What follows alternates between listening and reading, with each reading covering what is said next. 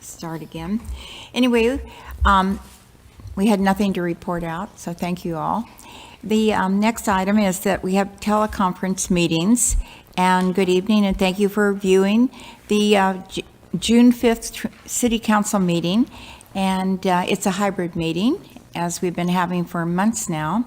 And before we start, I have one item I want to ask that we can change, and that's the Arcata School District is going to be providing a presentation to us. And I'm hoping to be able to have the council agree to moving that just before old business so that they don't have to stay as long. So can we have a motion to that effect? So moved. Second? Second. Okay, any discussion? Well, all those in favor, say aye. Aye. Aye. Okay, aye. It passed. Thank you. The next item is the land acknowledgement.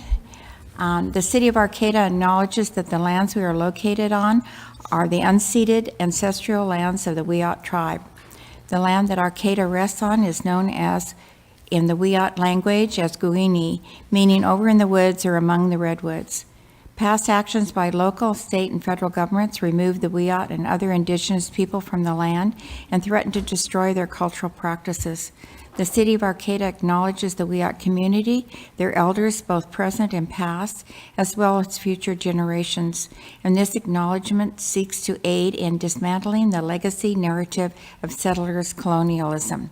So I'd like to ask you if you'd like to join us for the flag salute. Thank you.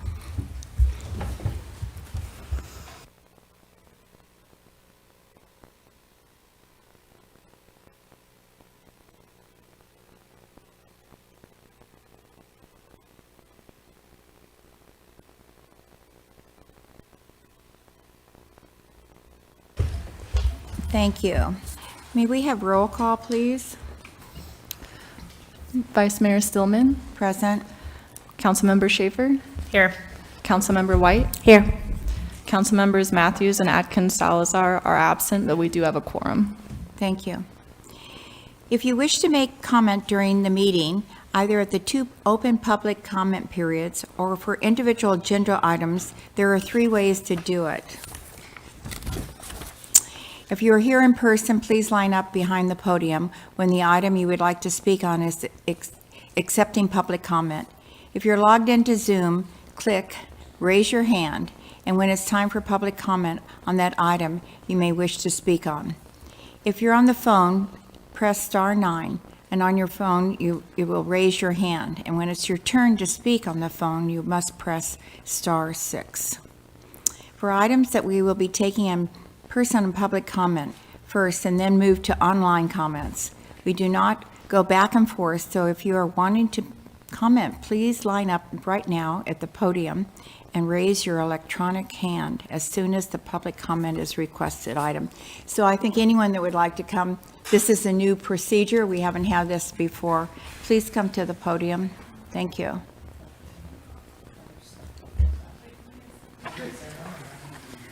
Did I skip something? No ceremonial matters first? Oh, well, this is the way it's written, so I'm following this new agenda, and that's what it says. Well, it says that, but then just.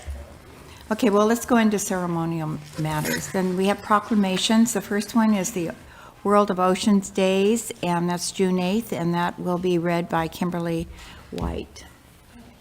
Thank you. Yeah, World Oceans Day, June 8th, 2024. Whereas the ocean provides 1/2 of the oxygen we breathe, regulates our climate, and provides us food, water, and economic support. World Oceans Day is an annual opportunity to honor the world's oceans by building awareness of the crucial role the ocean plays in our lives. And whereas the people of Humboldt County can help protect our ocean's future by partnering and volunteering with local schools and organizations such as Surfrider Humboldt, the North Coast Environmental Center, and Humboldt Waterkeeper. And whereas the City of Arcata's Environmental Services Department also organizes opportunities year-round to help clean our creeks and improve watershed health by keeping trash from entering the Humboldt Bay, thus reducing the impact of marine debris on on ocean ecosystems. Now, therefore, be it proclaimed that the City Council of the City of Arcata hereby recognizes Saturday, June 8th, 2024 to be World Oceans Day in Arcata and encourages the community to participate in coastal and watershed cleanup throughout the year, dated June 5th by Vice Mayor Alex Stillman. Which I haven't signed. Oh. I didn't sign it yet for just a moment.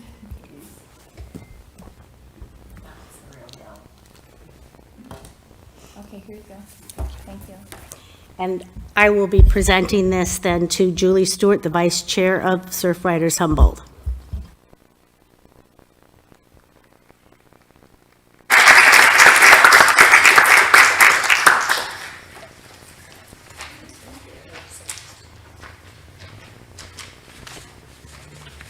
So if you'd like to say a few words, you may. Thank you.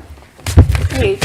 Hello, I'm Julie Stewart, and this is Marina Story, and we are here representing Surfrider Foundation, the Humboldt chapter. And on behalf of Surfrider Humboldt, we want to extend our sincerest thanks to the City Council for this World Oceans Day proclamation. For those unfamiliar, Surfrider is dedicated to protecting and enjoying the ocean, waves, and beaches through a global network of activists.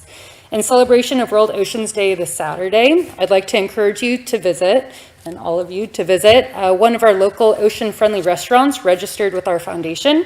The Ocean Friendly Restaurants program is where establishments commit themselves to making eco-friendly choices, primarily eliminating or largely minimizing single-use plastics as a way to protect our oceans. Our current restaurants who have committed themselves to this cause include Six Rivers Brewery in McKinleyville and the Jippo Ale Mill in Shelter Cove. We thank those businesses for partnering with us on this important cause. If a local Humboldt restaurant is interested in becoming a Surfrider ocean-friendly restaurant, please check out our website at humboldt.surfrider.org. And thank you again for championing this cause. And thank you very much.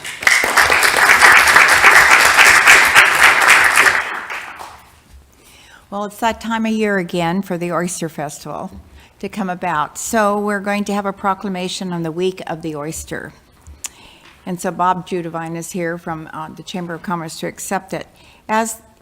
Whereas the Arcata Chamber of Commerce, to showcase Arcata's relationship to its high-quality water resources in Arcata's Humboldt Bays, is producing the 34th Annual Arcata Oyster Bay Festival on Saturday, June 15th, 2024, to be held on the Arcata Plaza and throughout Arcata.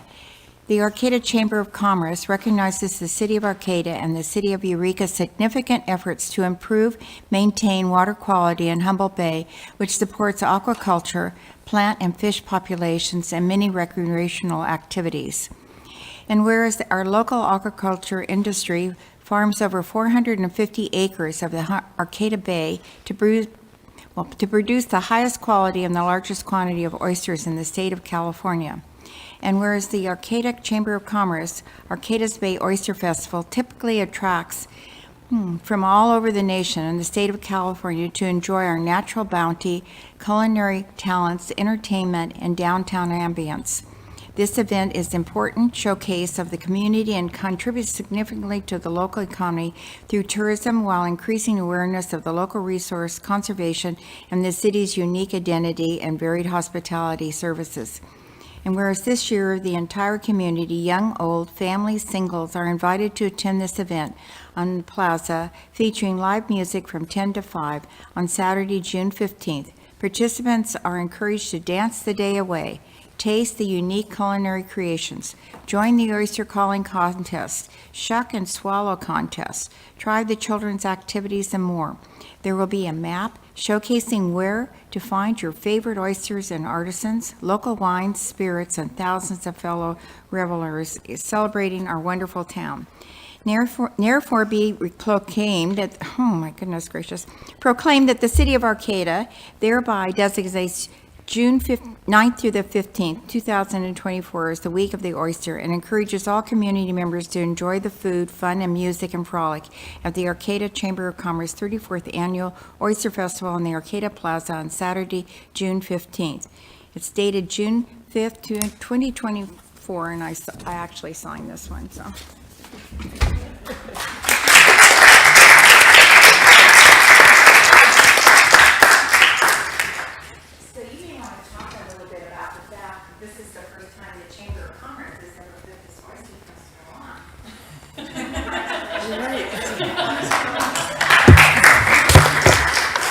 Thank you, Alex. Esteemed council members, amazing staff, on behalf of the Board of Directors of the Arcata Chamber and our talented staff, thank you so much for the honor and the trust that you placed in us to take on this Arcata institution. So it is our first year. We're extremely excited. We've been thinking about little else, staying up nights, working weekends, getting ready for really the best party in Humboldt County. So I'd like to extend a warm invitation to all of you to come and say hello. I'm going to be hiding in a back room counting money because I'm a banker, but maybe I'll see you out there for some oysters. So thank you so much.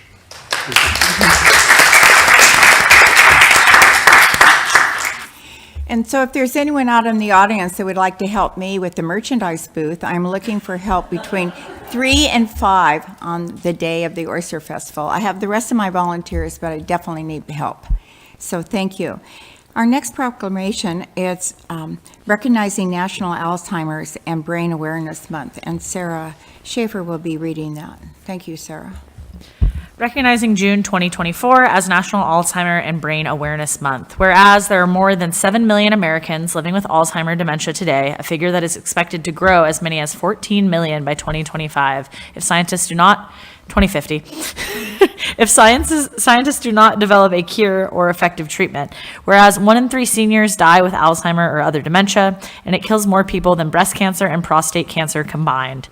Between 2000 and 2021, deaths from heart disease have decreased 2.1%, while deaths from Alzheimer's has increased 141%. And whereas the lifetime risk for Alzheimer at age 45 is 1 in 5 for women and 1 in 10 for men. And whereas more than 11 million Americans provide unpaid care for people with Alzheimer's or other dementias, in 2023, these caregivers provided more than 18 billion hours of care, valued at nearly $47 billion. And whereas Alzheimer's disease is a local issue, our friends and neighbors need access to support and services and resources to lessen the disease's impacts. In Humboldt County, it is estimated that 3,384 people currently live with Alzheimer's and related dementia. There are another 7,600 caregivers who are caring for a loved one with Alzheimer's.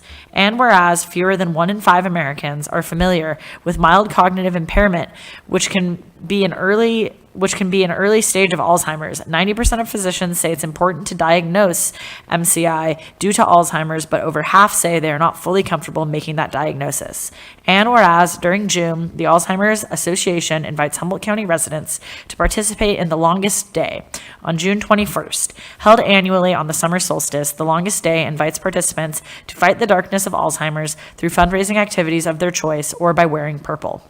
Now, therefore, be it proclaimed by the City Council of the City of Arcata recognizes June 2024 as Alzheimer's and Brain Awareness Month.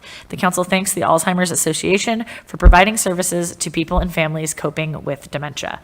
Dated today, June 5th, and signed by Vice Mayor Alex Stillman, and we have Ronna Johnson and Joanne Conselman of the Alzheimer's Association volunteers here.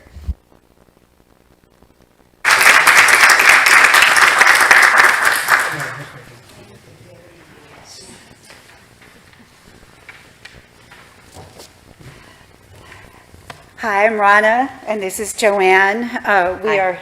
We are volunteers for the Alzheimer's Association. I want to thank the council for issuing this proclamation. It's very important. This is a disease that will affect everybody in this room in some way eventually. Personally, it has affected me. I lost my husband to Alzheimer's last year, and he was only 67. So you can help us achieve our goal of a world without Alzheimer's and other forms of dementia by participating in the Walk to End Alzheimer's, by either forming a team or volunteering on the day of the event, or by joining the Walk Committee, which meets once a month, or by doing all three. The event, the Walk to End Alzheimer's, is Saturday, October 19th, and it will be held at the Adorney Center in Eureka. To get involved, you can Google Alz Walk, Humboldt Walk, Alz Humboldt Walk. That's ALZ Humboldt Walk. Anyhow, thank you very much for proclaiming this. Thank you.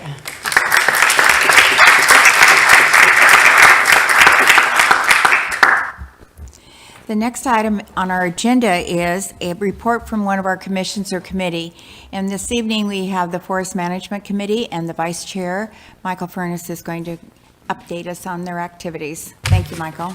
All right, thanks. Happy to be here. You have your annual report prepared by the staff and reviewed in detail by the committee. And if you would pull that out, I'm actually going to refer to a couple of maps in there. I got all excited about giving the council a primer on the forest because I finally sort of put the story all together in my head and made my slides and then found out that we really don't have time in this agenda for that. So I hope at some point we will give you a description of this forest estate that you oversee. It's 4 square miles. It's arguably the best forest type in the world.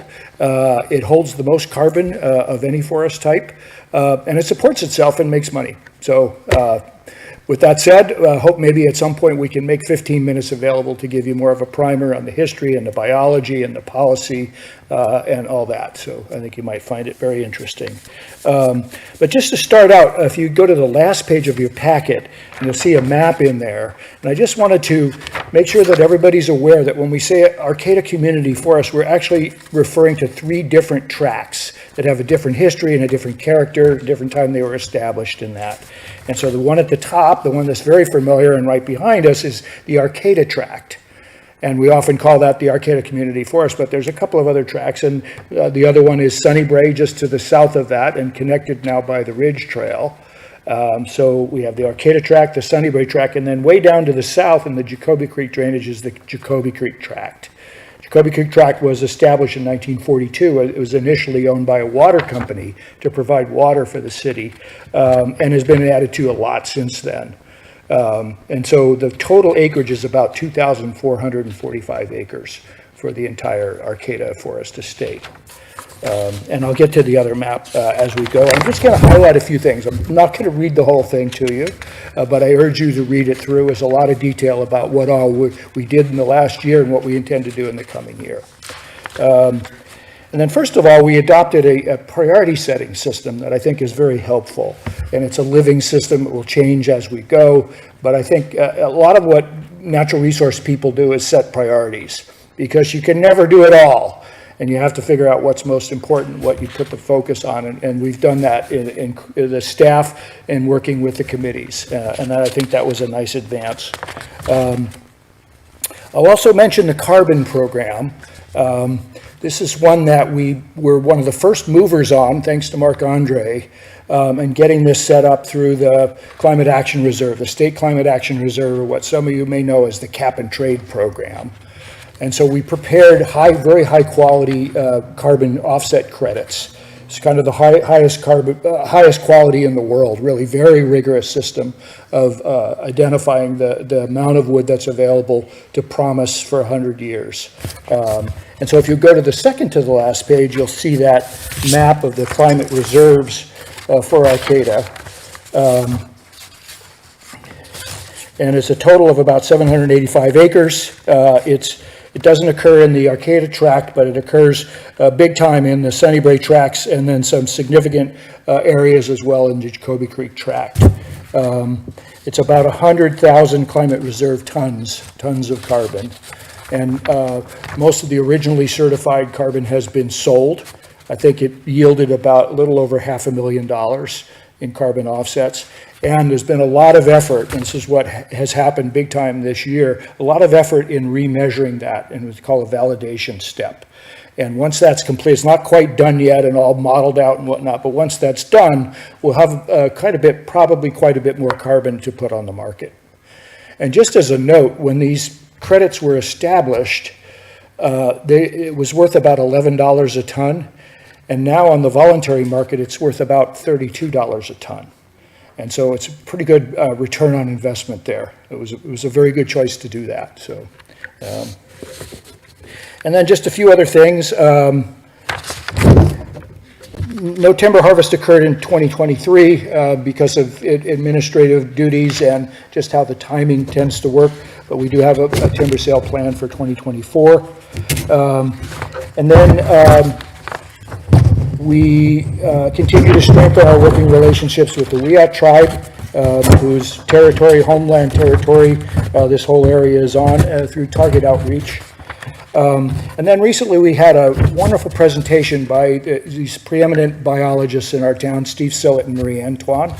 And they have done something that I think a lot of us have been thinking about all along, but hadn't really named it and implemented it as a policy, and that is what's called potential elder trees, or PET for short.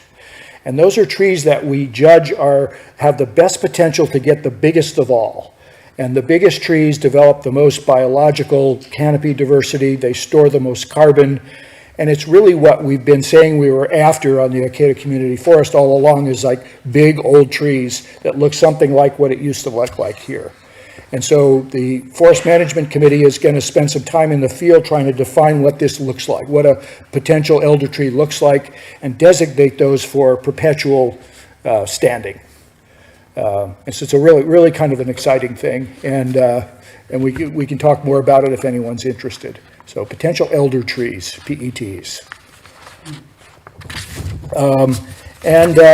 If you have any questions, I'd be happy to try and field them, and Michael McDowell and Emily Sinkhorn are here, who know more about a lot of these things than I do. Anyway, my name is Michael Furness. I forgot to introduce myself. I've been on the Forest Management Committee since 2005. We have a very stable committee, which is sort of typical in forestry culture. And I'm a forest soil scientist and a climate adaptation specialist. So, any questions? Well, thank you, Michael. So my understanding is that we don't have any carbon credits for sale right now. Is that correct? That's right. I think we're tapped out until we find out how much more has grown since we originally certified these. Well, the one thing we do have is at the Humboldt Area Foundations, we do have an Arcata Forest Fund. Mm-hmm. So I'm thinking that people who aren't buying the credits, but one time we talked about if you're traveling by plane or whatever, you may want to buy some credits to offset your trip. Right. And I'm assuming people are still doing that, except there's none for sale. But I was thinking about the other day when I checked on our Arcata, the fund, Forest Fund, that's another way that people could start making donations to that as a carbon offset. And I just wanted to suggest that out there to the world, that we maybe think about that. And I just recently made a donation thinking about my travels and how I should be actually thinking about putting money there. Yeah, I think we could make the case readily that the overall management of Arcata Community Forest is beneficial toward carbon storage. Redwoods don't rot, they don't burn, they grow very quickly, they don't slow down when they get big, they're beloved by many. It is not a great machine for storing carbon as a nature-based solution. It is the machine. There's no other species that comes close to the suitability of this for storing carbon. They do rot and they do burn, but not like most other forest types. So yes, I think we could make that case. And then we should have some carbon offset credits to sell fairly soon once that modeling and final calculation gets done. So thank you very much. Yeah. Does the council have any comments or questions for Michael? I don't have any questions. I did just want to say thank you, Michael, and to the whole committee. You guys are one of our committees that is full and committed and does really excellent work. And so we just really appreciate it. And hopefully I wrote a note to myself here to the city manager to set up a tour of some of our forest lands sometime coming up here. And it would be great to get out there and see what you guys are doing. So, yeah. Yeah, we would love to host you for that. And we have, I'll just say we've issued quite a few invitations. And we would be delighted if we were taken up on that. So, yeah. And there's lots of cool places to go that aren't so far. And we can show you what this light touch options management approach that we take as well. So, and I think you'll be proud of your forest estate. Yeah, I just wanted to thank you for a very thorough report, and I'm looking forward to hopefully that PowerPoint presentation in the near future. 2005, thank you for your service to the community. It's a long time. There's some incredible photos that you included in our packet of our local forestry wildlife, so that was really fun. Yeah. I know that everybody's super in love with open space parks and trails, and just wanted to remind folks about the Venza Maps for navigating over those, 18 miles of roads and trails. And also, I just wanted to comment, if you haven't seen these, they've got some pretty fun names, like the Peanut Butter Trail at the trailheads, and of course, the new trailhead sign, I guess it's Lorax and Jelly. So, fun names. And also wanted to, I'm pleased to hear that you guys are working with, continue to work with the Redwood Coast Mountain Bike Association and the Humboldt High School Composite Mountain Bike Team. And of course, we are strengthening our partnerships with the Wiyot Tribe. And again, in addition to the state and federal, we continue to strengthen our partnerships with both Cal Poly Humboldt and College of the Redwoods. So yeah, thank you for doing all that targeted outreach and your awesome years of service, almost 20 now, right? Yeah, so we're going to be a long time. Yeah, Yeah. thank you. And a grand total income of 0. Thank you for your volunteer It's volunteer service. service, and it's just so interesting, I can't stop, so. Well, so one thing, here I am going to just give this a little, but, when we were working on the Ridge Trail and we needed additional funding, and so we had a committee of people that helped put on Baton Rouge. We had 2 times the Baton Rouge down at the Crabs Ball Field. And that is one of the reasons we were able to pull together the Ridge Trail funding. Yes. And so I'm hoping that we'll be able to do Baton Rouge again in the future. And I'm just mentioning that now because you're here, and I just remember how much fun that was and how we were able to raise those funds. Yeah, thank you. It was huge fun, and let's do it again. And there's always a lot of needs for additional funding. A lot of opportunity, let's say, yeah. So thank you, and Okay, along with thank you. Sarah, I do hope that we can have a presentation on our agenda in the future. Okay. So thank you, Michael. Thank you.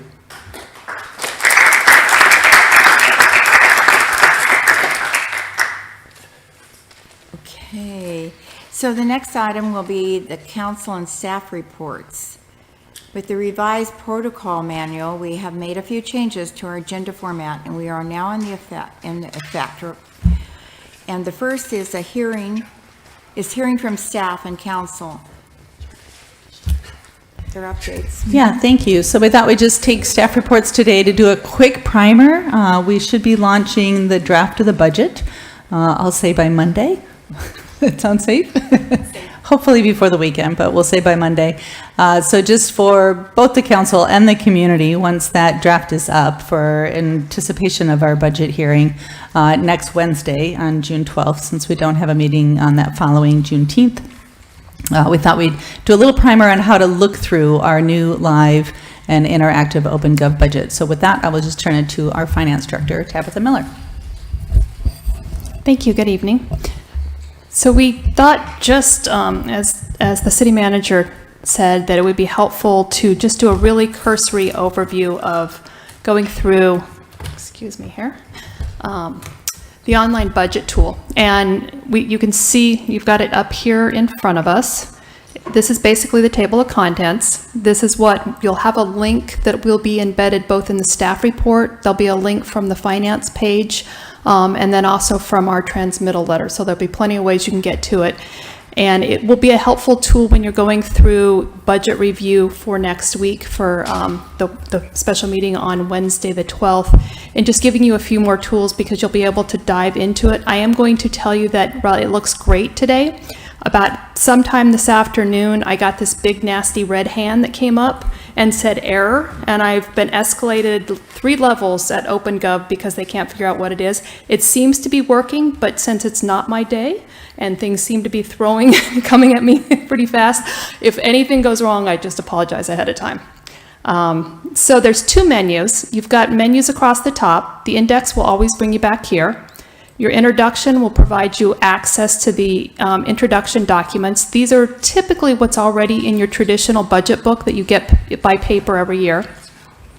Your budget summary is going to be your big picture level overview of the budget. It's going to be the summary of all the dollars.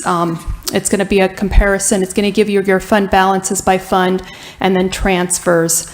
Budgets by fund are where you can see all the detailed funds, and these from this tab up here are in alphabetical order. So it basically allows you to click on any one and drill into it. And more is just going to be our capital budget, department work plans, and the appendix. And again, the other way to get to them is through the links here at the bottom. So you've got everything you might want to see all in one page, and it's easy. I'm going to go into the transmittal budget overview. And this is for council, but also for anybody.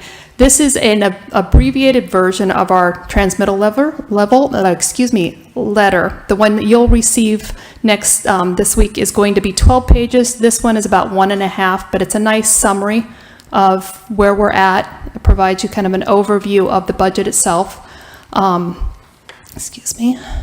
Something else that is sort of interesting is that we've provided the city council goals are here, so they're always available to you, and they'll be online and you'll be able to access those, and we've got some pretty pictures.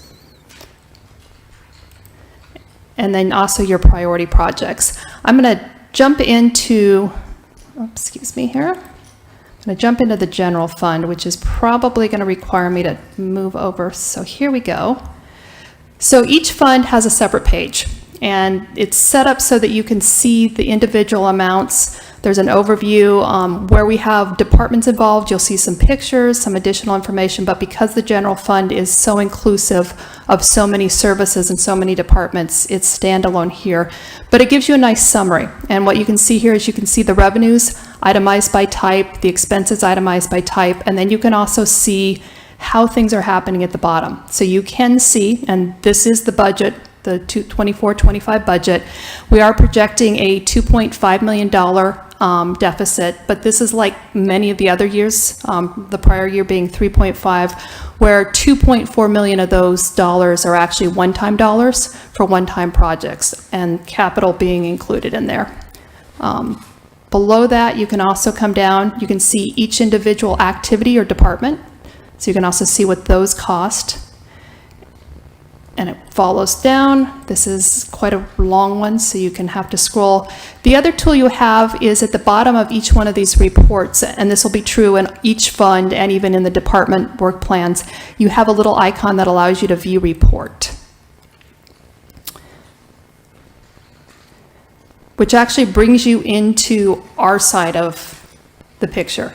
And this is interactive, and this is where if you really are a nerd and want to dive down into specific dollars, or you want to see more information, or you want to see it in a different way, this will allow you to. You can see we've got all of the expenses broken out by activity here, and you can see how they compare.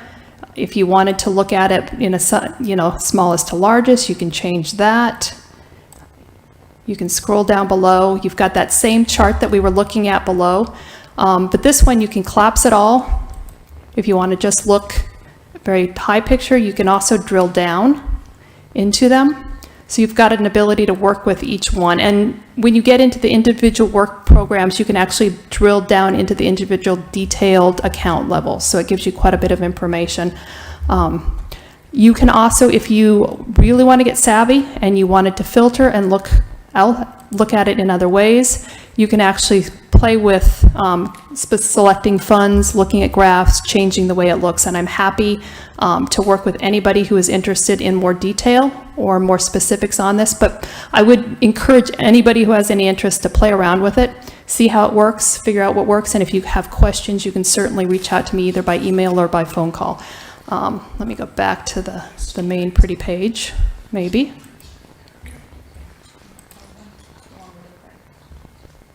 This one, right? Yeah. There we go. There we go. So with that, I don't want to spend too much time on this, but I did want to give you just an overview in anticipation of the heavy load that you have over the next week looking at the 24-25 budget. Any questions while we're here?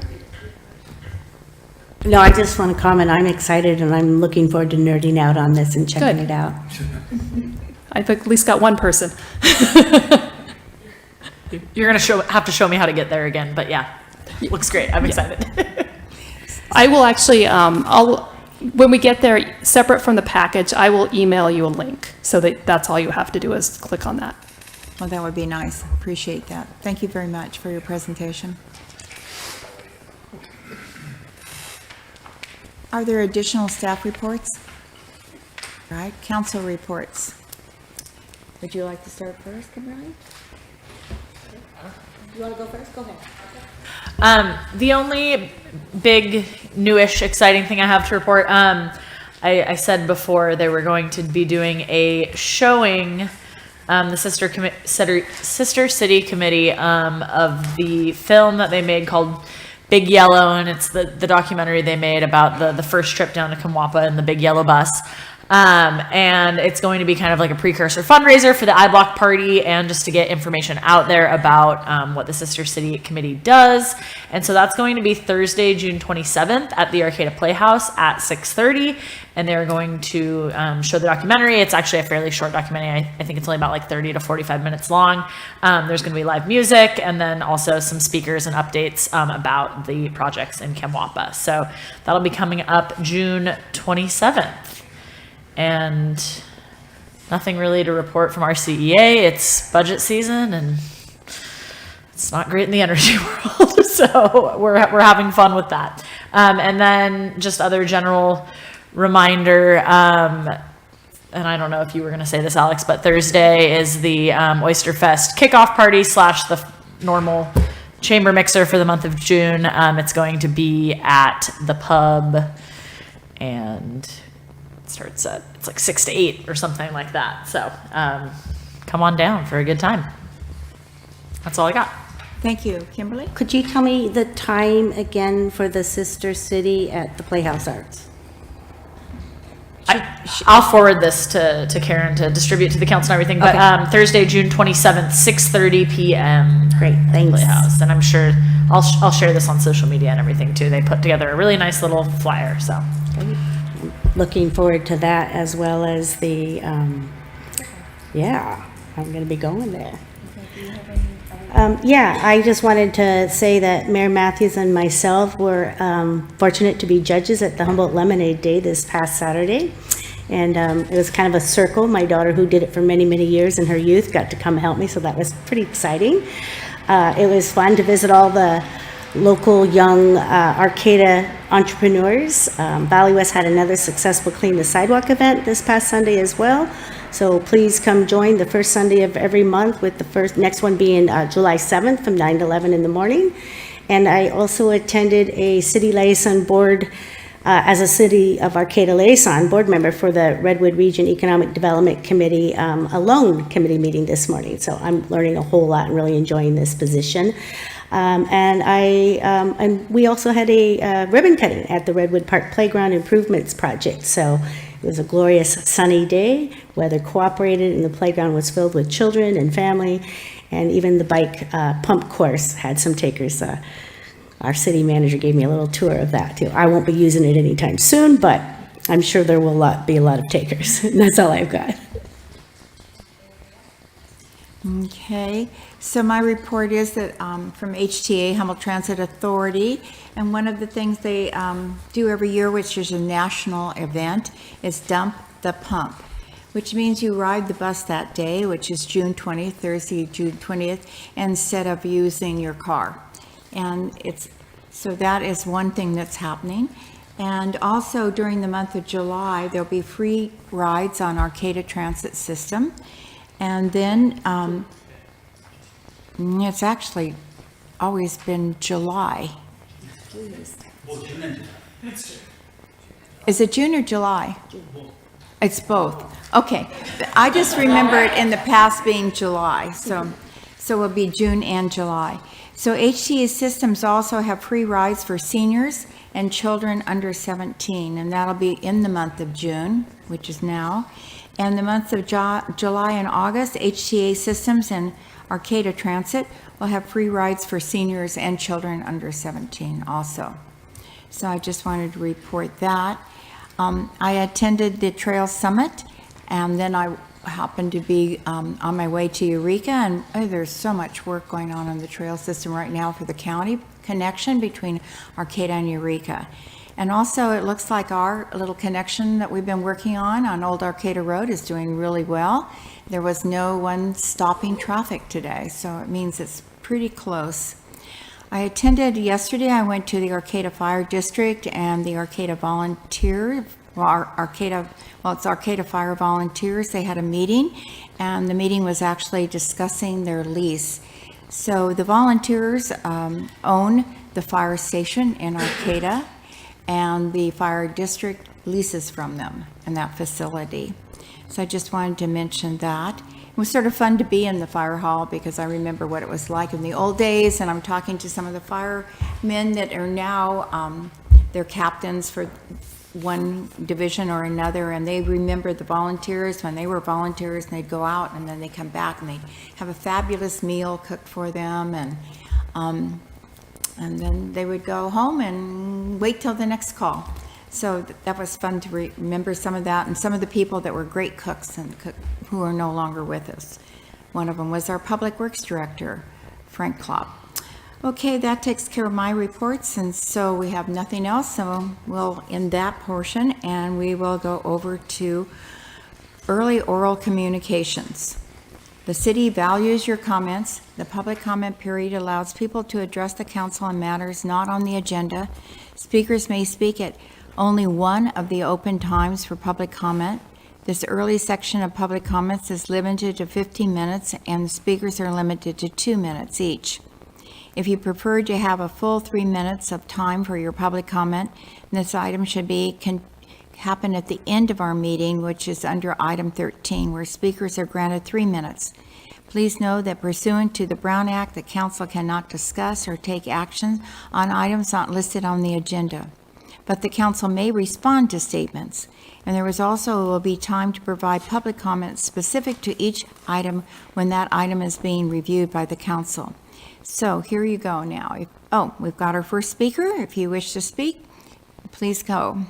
Thank you. My name is Joanne McGarry. I come here today with Mother Earth because it's really important for me to remind all of us in the community how our Earth is being deeply affected by many factors. And the presentation about the forest was really important to know how redwood forests sequester carbon so intensely compared to other things. But the first thing I want to say, because I talk in threes, is that Eureka City Council approved a ceasefire resolution last night unanimously, and it basically is based off of the resolution that our city council approved unanimously on March 6th of this year. I also attended a County Board of Supervisors meeting where Supervisor Madrone had introduced the same resolution, and it also was passed with one abstention from one supervisor, but no votes, and it was also very similar. So when I talk about history, and it's important to look at history, I want you to know that your action on passing that resolution was very, very important to us and to the world. It does make a difference. And it was followed by these two other agencies or cities and counties. So thank you for being the leader in our region on that issue. The second thing is climate action plan is not yet formulated, but it's time for us as a community to take climate action. And one of the things we really need to do is stop fossil fuel emissions as rapidly as possible. So I'll speak later about some ideas I have on that. But we really, as a community, there's going to be a heat dome this week, and the temperatures are going to be really high. Third thing is International City of Peace. I really want that, and to have a Peace and Justice Center again in our community, because it's really important for a lot of us. Thank you. Good evening, Gregory Daggett. Your last council meeting, you had a presentation by Danco, Chris Dart, and I think it was an opportunity to ask a few questions from the standpoint of how he addressed Cal Poly about 1.5 years ago. And in that presentation, he was quite clear that Danco is not interested in doing any projects over 4 stories because of the economics of it, that it doesn't pan out. And he also, at that time, expressed that other developers would not be interested in doing that. So here we are like 1.5 years later, and this is something that I brought up shortly after that presentation. I think a few other community members did too. So it seems that we have quite a few council members and obviously the planning commission that are in favor of 7 stories. So I think it's a little bit of a mystery why you're still focused on 7 stories when economically you don't seem to have anybody interested in that. I think there was a little bit of pushback from a few people that said that there are developers out there, but here we are like a year and a half later, and we basically all we're hearing is there's only Danco to do something like this. So I guess the question is still out there, why 7 stories is that magic number? And I would also state that there wasn't really, seems to be some confusion with council members in their discussion with Arcata Fire District. I think you need to know what the word no is, because what I have heard from that letter and also from their presentations at this point, it's going over 3 stories is going to jeopardize their lives or seriously injure their lives. And if there's residents in a building, and so every time we build another building, it's just gambling even more. Thank you. Please come forward. If there's anyone else that likes to speak, we can line up. Good evening. I'm Craig Johnson, and I live along the 900 block of Bayside Road. And I'm here to give an update on how the improvement is negatively affecting our neighborhood. The houses are between 855 and 991. We've already met with the assistant city manager or city engineer who delivered some information and put some band-aids on the project. But it seems the project is really delivering some negative effects to our immediate frontage road. And we have 7 homes, 2 of which have historical use of barns in the backyard or property, and 2 have shops. And the 7 homes also, it's a blue collar neighborhood. We're all pickup drivers. Some of us have multiple. And as we move forward with the progress and being more inclusive to other activities along the roadways, let's not forget about excluding historical activities, and that's ranching and farming and some of these other activities and these other ways that we make a living, right, to be able to come in and out of our neighborhood. And some of the points I want to make are they're taking some wetland from far away from our zone and putting it into our immediate community. We're already hydrologically challenged with our groundwater in that area. Now they're going to bring more into our space. And as we know, grassland is a way of holding carbon in the root system. It's a very secure way of holding it. It's fireproof. And now they're tearing that out and putting in this wetland. They've also stifled off the entrance to our neighborhood and our roadway and making it very challenging to turn in with a truck and a trailer. They're even going to remove some of the pavement in our area to make it permeable because they've added permeable pavement to other areas. Thank you.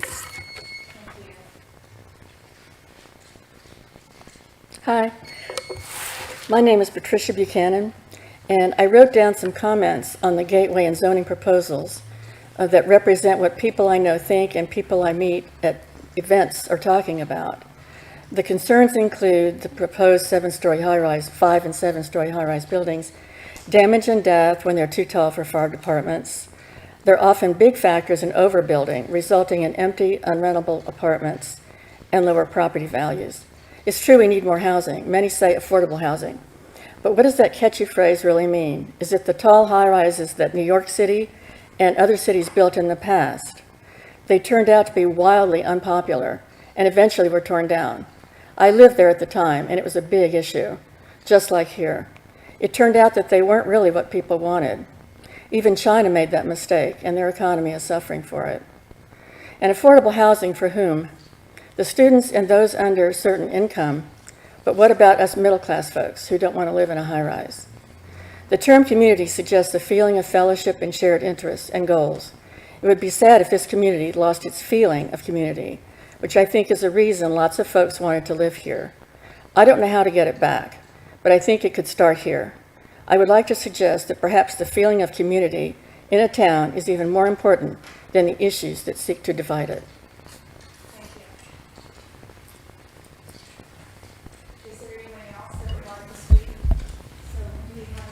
on Zoom? We do. Our first speaker is Glenn. Go ahead, Glenn.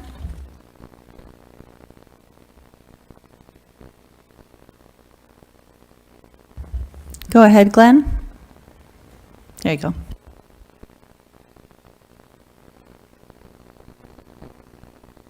Before, and I just wanted to, on the LU density upzoning issue brought forward by one of the planning commissioners.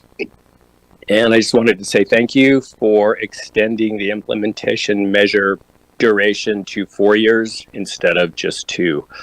I think that's wise. Let's see how the gateway plan pans out before we spread it all over town. So I just also wanted to note that in the Arcata Union newspaper today, there's a half-page editorial that I think clearly expresses the concerns of folks like myself who live in the Sunset area and the other 4 neighborhoods in Arcata that are potentially targeted for upzoning and potentially targeted for 4-story or higher buildings in these residential neighborhoods that are currently zoned low density, such as they are. I encourage you all to take a look at that article. It is an opinion piece, but it is very factual. It traces how this implementation measure came to be included in the general plan and some of the repercussions of keeping it in there. The author of the opinion piece is recommending that it be removed from the general plan, and I would second that. Let's get the gateway plan implemented. Let's see how it pans out. It looks like we need to revisit further densifying the city of Arcata, we can do that at a later date. Yeah, the op-ed piece also includes cautionary notes about the state housing law and how we can create kind of a vicious cycle about densifying sooner than we may need to, and then being trapped into a cycle of having to further densify to stay in compliance with the state housing law. So that's all I have to say. Glenn, just thank you very again. much. Thank you, Glenn. Thank you. I appreciate you contacting us. Glenn, is there somebody else at your house that would like to speak? I have your hand raised twice. Well, we'll go to speaker G.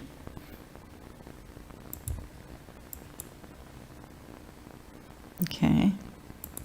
If speaker G Caldwell is not Glenn, go ahead. All right, we're going to assume you were just logged on from 2 devices. Okay. Oh, no, go ahead. Good. Is this good? Yep, that's good. Thank you. This is Lori Caldwell. We've been homeowners in the Sunset neighborhood since 1985. So we have a huge stake in this. I too have recently read Lisa Brown's opinion piece, this week's Mad River Union.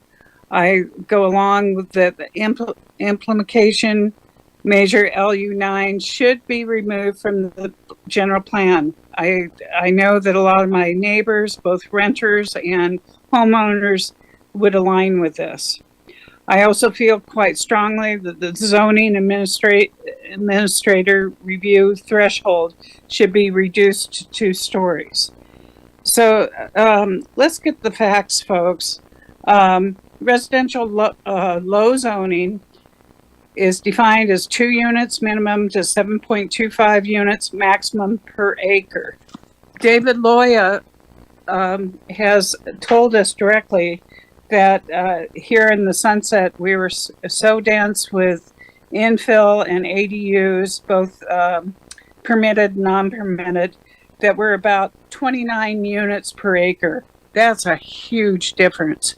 Try to bike through the Sunset area. We have 2-way streets that are not 2 ways. You have to yield to traffic. It's very dangerous to walk or ride bikes. We are very, very dense. We have multiple streets where it's bumper to bumper parking on the streets because we've got rentals where maybe 5, 6 people are living and they all have a car. I think I've got 30 seconds. Anyway, quality of life. We were bought in with the assurance that this was I would low like to- residential density. I'm going to have to Thank you. cut you off. Thank you very Okay, much for thank you.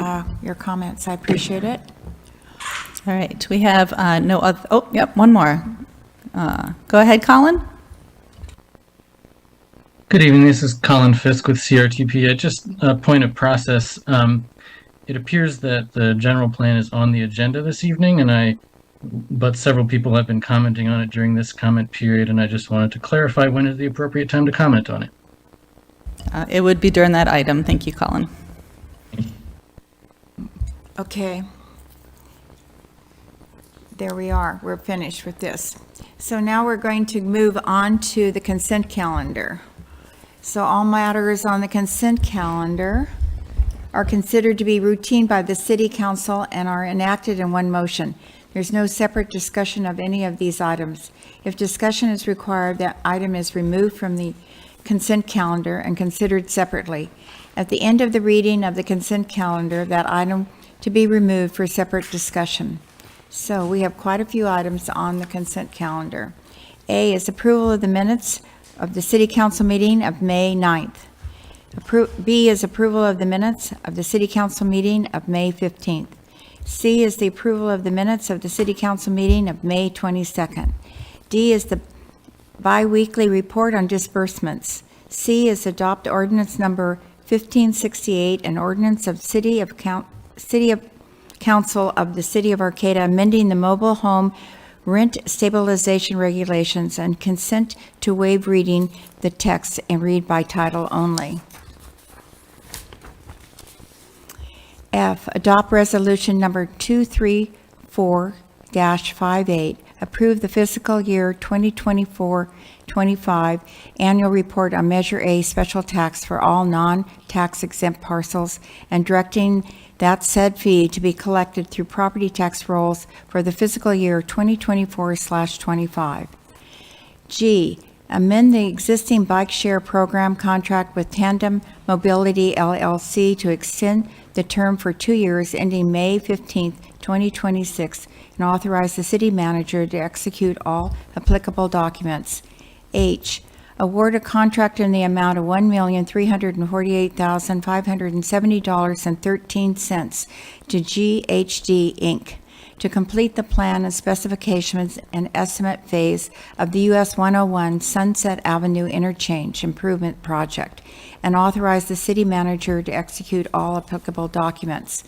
I, adopt the successor memorandum of understanding between the City of Arcata and International Union of Operating Engineers, Local Number 3, for July 1, 2024 to June 30th, 2025, and authorize the mayor to execute and adopt Resolution Number 234-55, a resolution of the City Council of the City of Arcata amending the class and pay resolution for International Union of Operating Engineers, Local Number 3. J, adopt resolution number 234-53, a resolution of the City Council of the City establishing and authorizing supplemental compensation and benefits for management and confidential employees to reflect revisions and additions, and adopt resolution number 234-54, a resolution to the City Council of the City of Arcata amending class and pay resolution mid-management, confidential and appointed employees to reflect a 5% salary increase effective first full pay period after approval, and future increases between 2025-2026 and years 2026 to 2027. K, adopt resolution number 23459, proclaiming June as the lesbian, gay, bisexual, transgender, queer, and Pride Month in the City of Arcata, and authorize the Rainbow Pride flag to be flown on the flagpole at the Arcata City Hall during the month of June.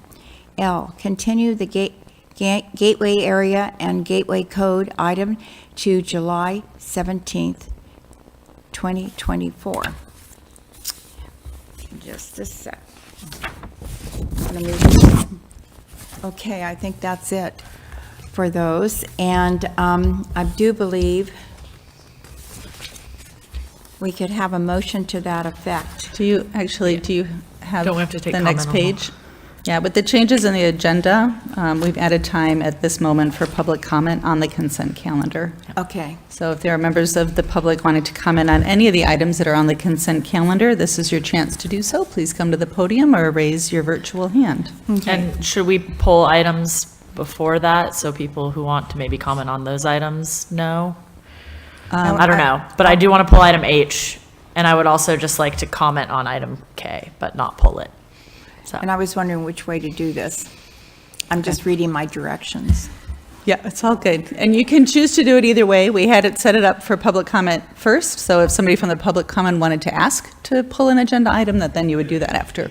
But either way, yeah. Okay. Yeah, I do want to pull H, and then also I just wanted to recognize item K and just say that I think it's exciting that we are recognizing our queer community in this way, and yeah, happy Pride Month. So do we have a possibility for adoption of the agenda, of this consent calendar minus H? So moved. I second. Okay, thank you. All those in favor signify by saying aye. Aye. Okay, it carries. And we will remove item H. Yeah, item H is just a large, exciting thing that's going on. I had the usual Arcata. I was passenger to my friend in his car the other day, and we did the, no, you go, no, like whole thing at the intersection. And my friend said, I can't wait for there to be a roundabout here. And I was like, whew, that feels a little good. But I just wanted to kind of get an update of progress of this and kind of timelines and what this step looks like in the total of this project. And then I know some folks had comments in the community and wanted to comment on this, so. Okay. Good evening, council, members of the public, and the staff. The item in front of you is the next phase of the project, Sunset and LK Wood improvement. In February of early this year, we gave a presentation. At that time, we approved the environmental document for the project, so which was the planning and environmental phase. So with this contract, we will be moving to the design phase. So once we award it, we'll be working on the design of the project. Also, early this year, we applied for construction funding, and we are hoping to hear sometime mid-year, and we will know if we get the money for construction or not.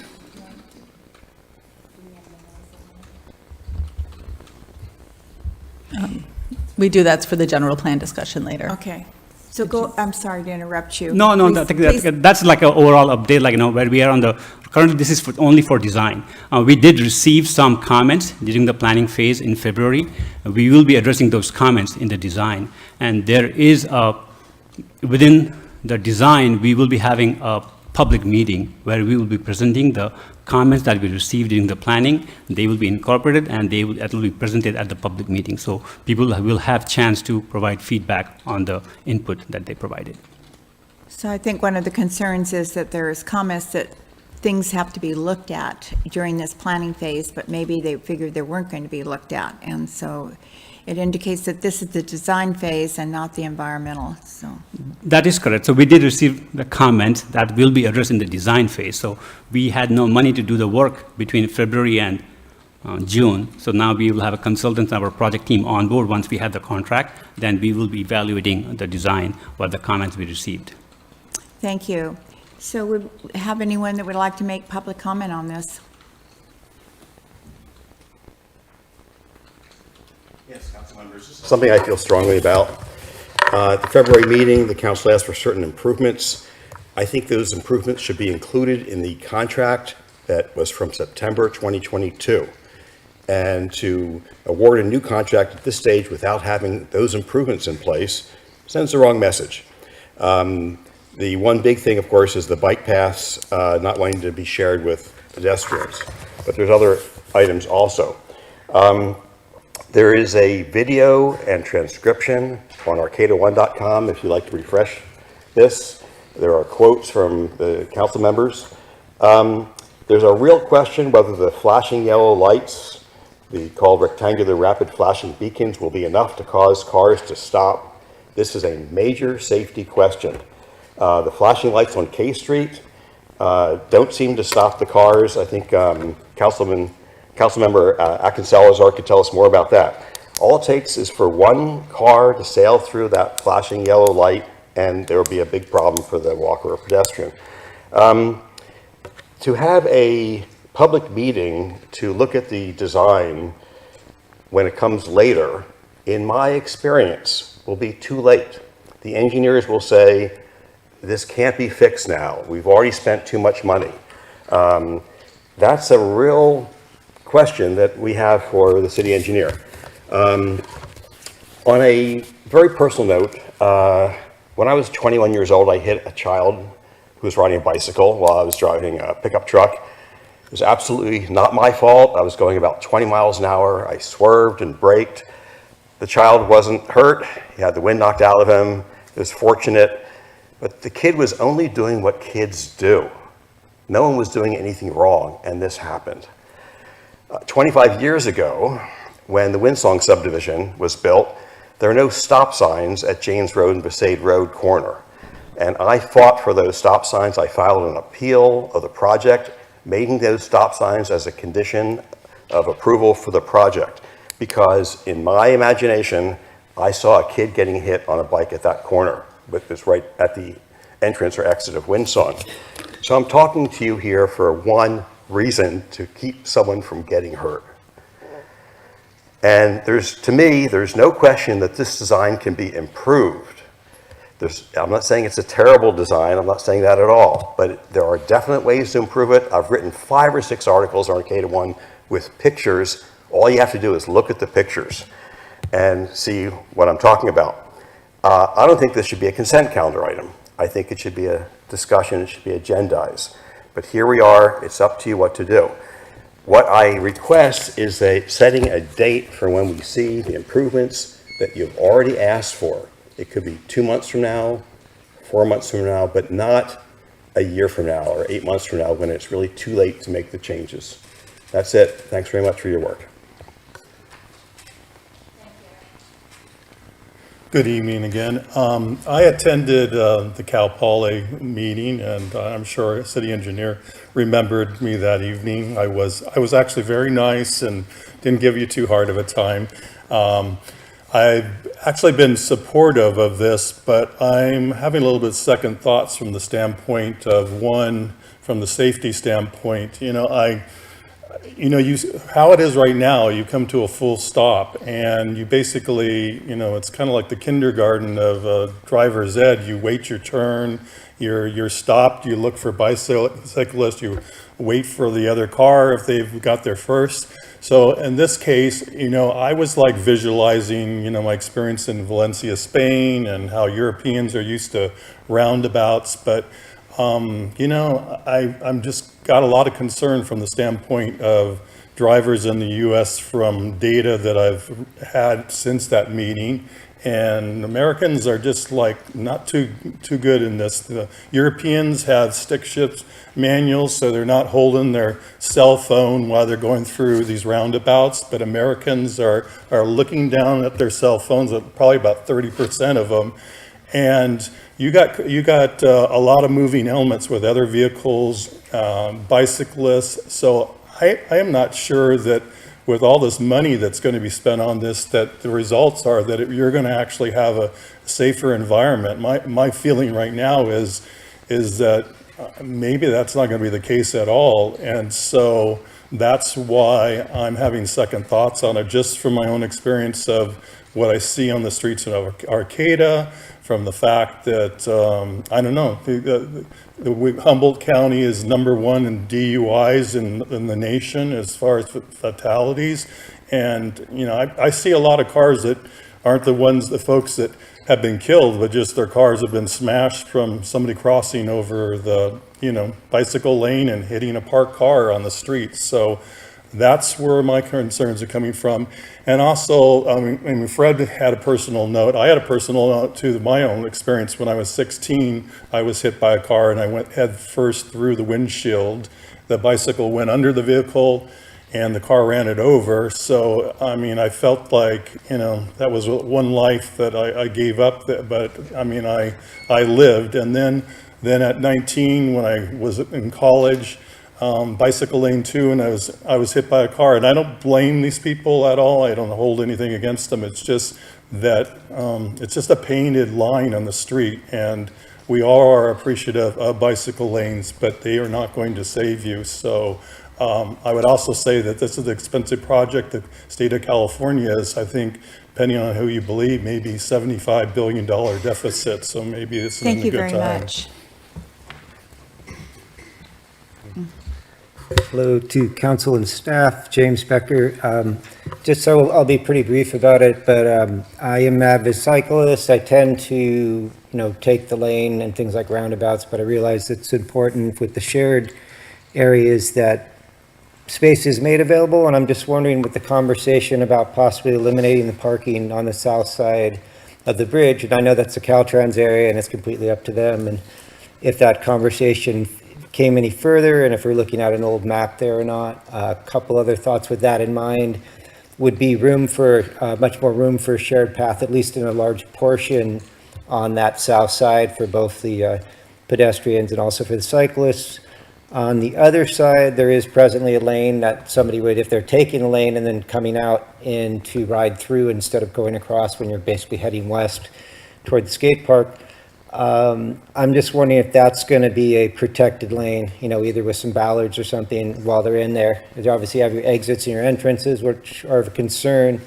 And my third thought on import, also a Caltrans decision, but the encouragement for some level of flashing lights on the off-ramps that really kind of escalate the slowdown. Like you see that sometimes coming off of freeways where they end into towns. And I think that could be really important to really encourage, it's time to get down to, 5 miles an hour really quick in case you do come to that yield sign and you're suddenly seeing somebody come into view. And those are just the additional thoughts I wanted to add to this. I'm taking advantage of something that would normally be this time for this, but I'm not sure if I've missed it in the future, so I thought I would state that. Thank you. Thank you. Is there anyone else in the audience? Is there anyone on Zoom? There is. Colin, go ahead. Hello again, Colin Fisk with CRTP. Just wanted to say that CRTP's position on this hasn't changed since the last presentation, and we raised at that time a few concerns, notably the need to separate bike and pedestrian facilities, the need for greater traffic calming designs to ensure yielding to pedestrians and bicyclists approaching the roundabouts, as well as the elimination of slip lanes, which can allow traffic to proceed too fast outside of the roundabout. And based on conversations with City Engineer Khatri, I understand that all those concerns are being considered and hopefully will be addressed. And if they are, we would greatly appreciate that. Thank you. Thank you. There are no other online public comments for this item. Thank you very much. Is there discussion at the council, or is there a motion to approve item H? I don't know if I necessarily have discussion, but I guess to point the question towards Netra, or just suggest strongly that, as we go forward approving this, obviously to take, the comments and discussion that the council had when we previously saw this item and discussed it, and make sure those ideas are incorporated into the initial design. I know usually we'll see 50%, 90%, all the different percentages along the way, until we get a complete design. But to the point that a commenter made, yeah, we do, it does happen. We get down the line and say, oh my gosh, but now we have to go fix all of this, and that would be so expensive to go back and change these plans. But to really come forward with that forethought, just on those few items I know we discussed looking at the separated bike lane, and then also I think one of the auxiliary lane going into the roundabout was a piece of that discussion as well, and just really focusing on, those measures that are going to protect pedestrian and bike access, and also really work to slow cars coming off the freeway. So, and with that comment, I will just also make a motion to approve item H if Thank you. Put that on the table. Kimberly? Yeah, I been reading a lot, so correct me if I'm wrong, but there was conversation in the staff report about possibility of eliminating the slip lanes. We will consider that. At this time, I cannot tell you definitely we will do that, definitely we will consider. So when we received the public comments in February, main comments were have a separate bike lane, have more traffic calming measures, like a raised crosswalk and elimination of a slip lane. We have looked into the design, or at least for the concept level, we can potentially add separate bike lane, have a raised crosswalk, add rapid flashers at the crosswalk, but totally eliminating slip lane, we are still considering that. It's not for sure at this point. So what I could suggest is in the month of July or August, we can do a small staff report just to respond to the comments what we received in February and how those are addressed. We will have a concept level drawing, we can show it, and then we'll show you the improvement that we are proposing, and then we will move to the full design. Okay, and you made a motion? Yes. I'll second. Okay, thank you. Any further discussion? Okay, all those in favor signify by saying aye. Aye. Aye, motion has carried. Thank you very much. So now we're going to go on to the Arcata School District regarding developer fee considerations, and our city manager is going to introduce this next topic. All right. I would just like to introduce Arcata School District Superintendent Luke Byseeker. I hope I got that last name pronounced correctly. If not, please feel free to correct me, and please feel free to introduce your team.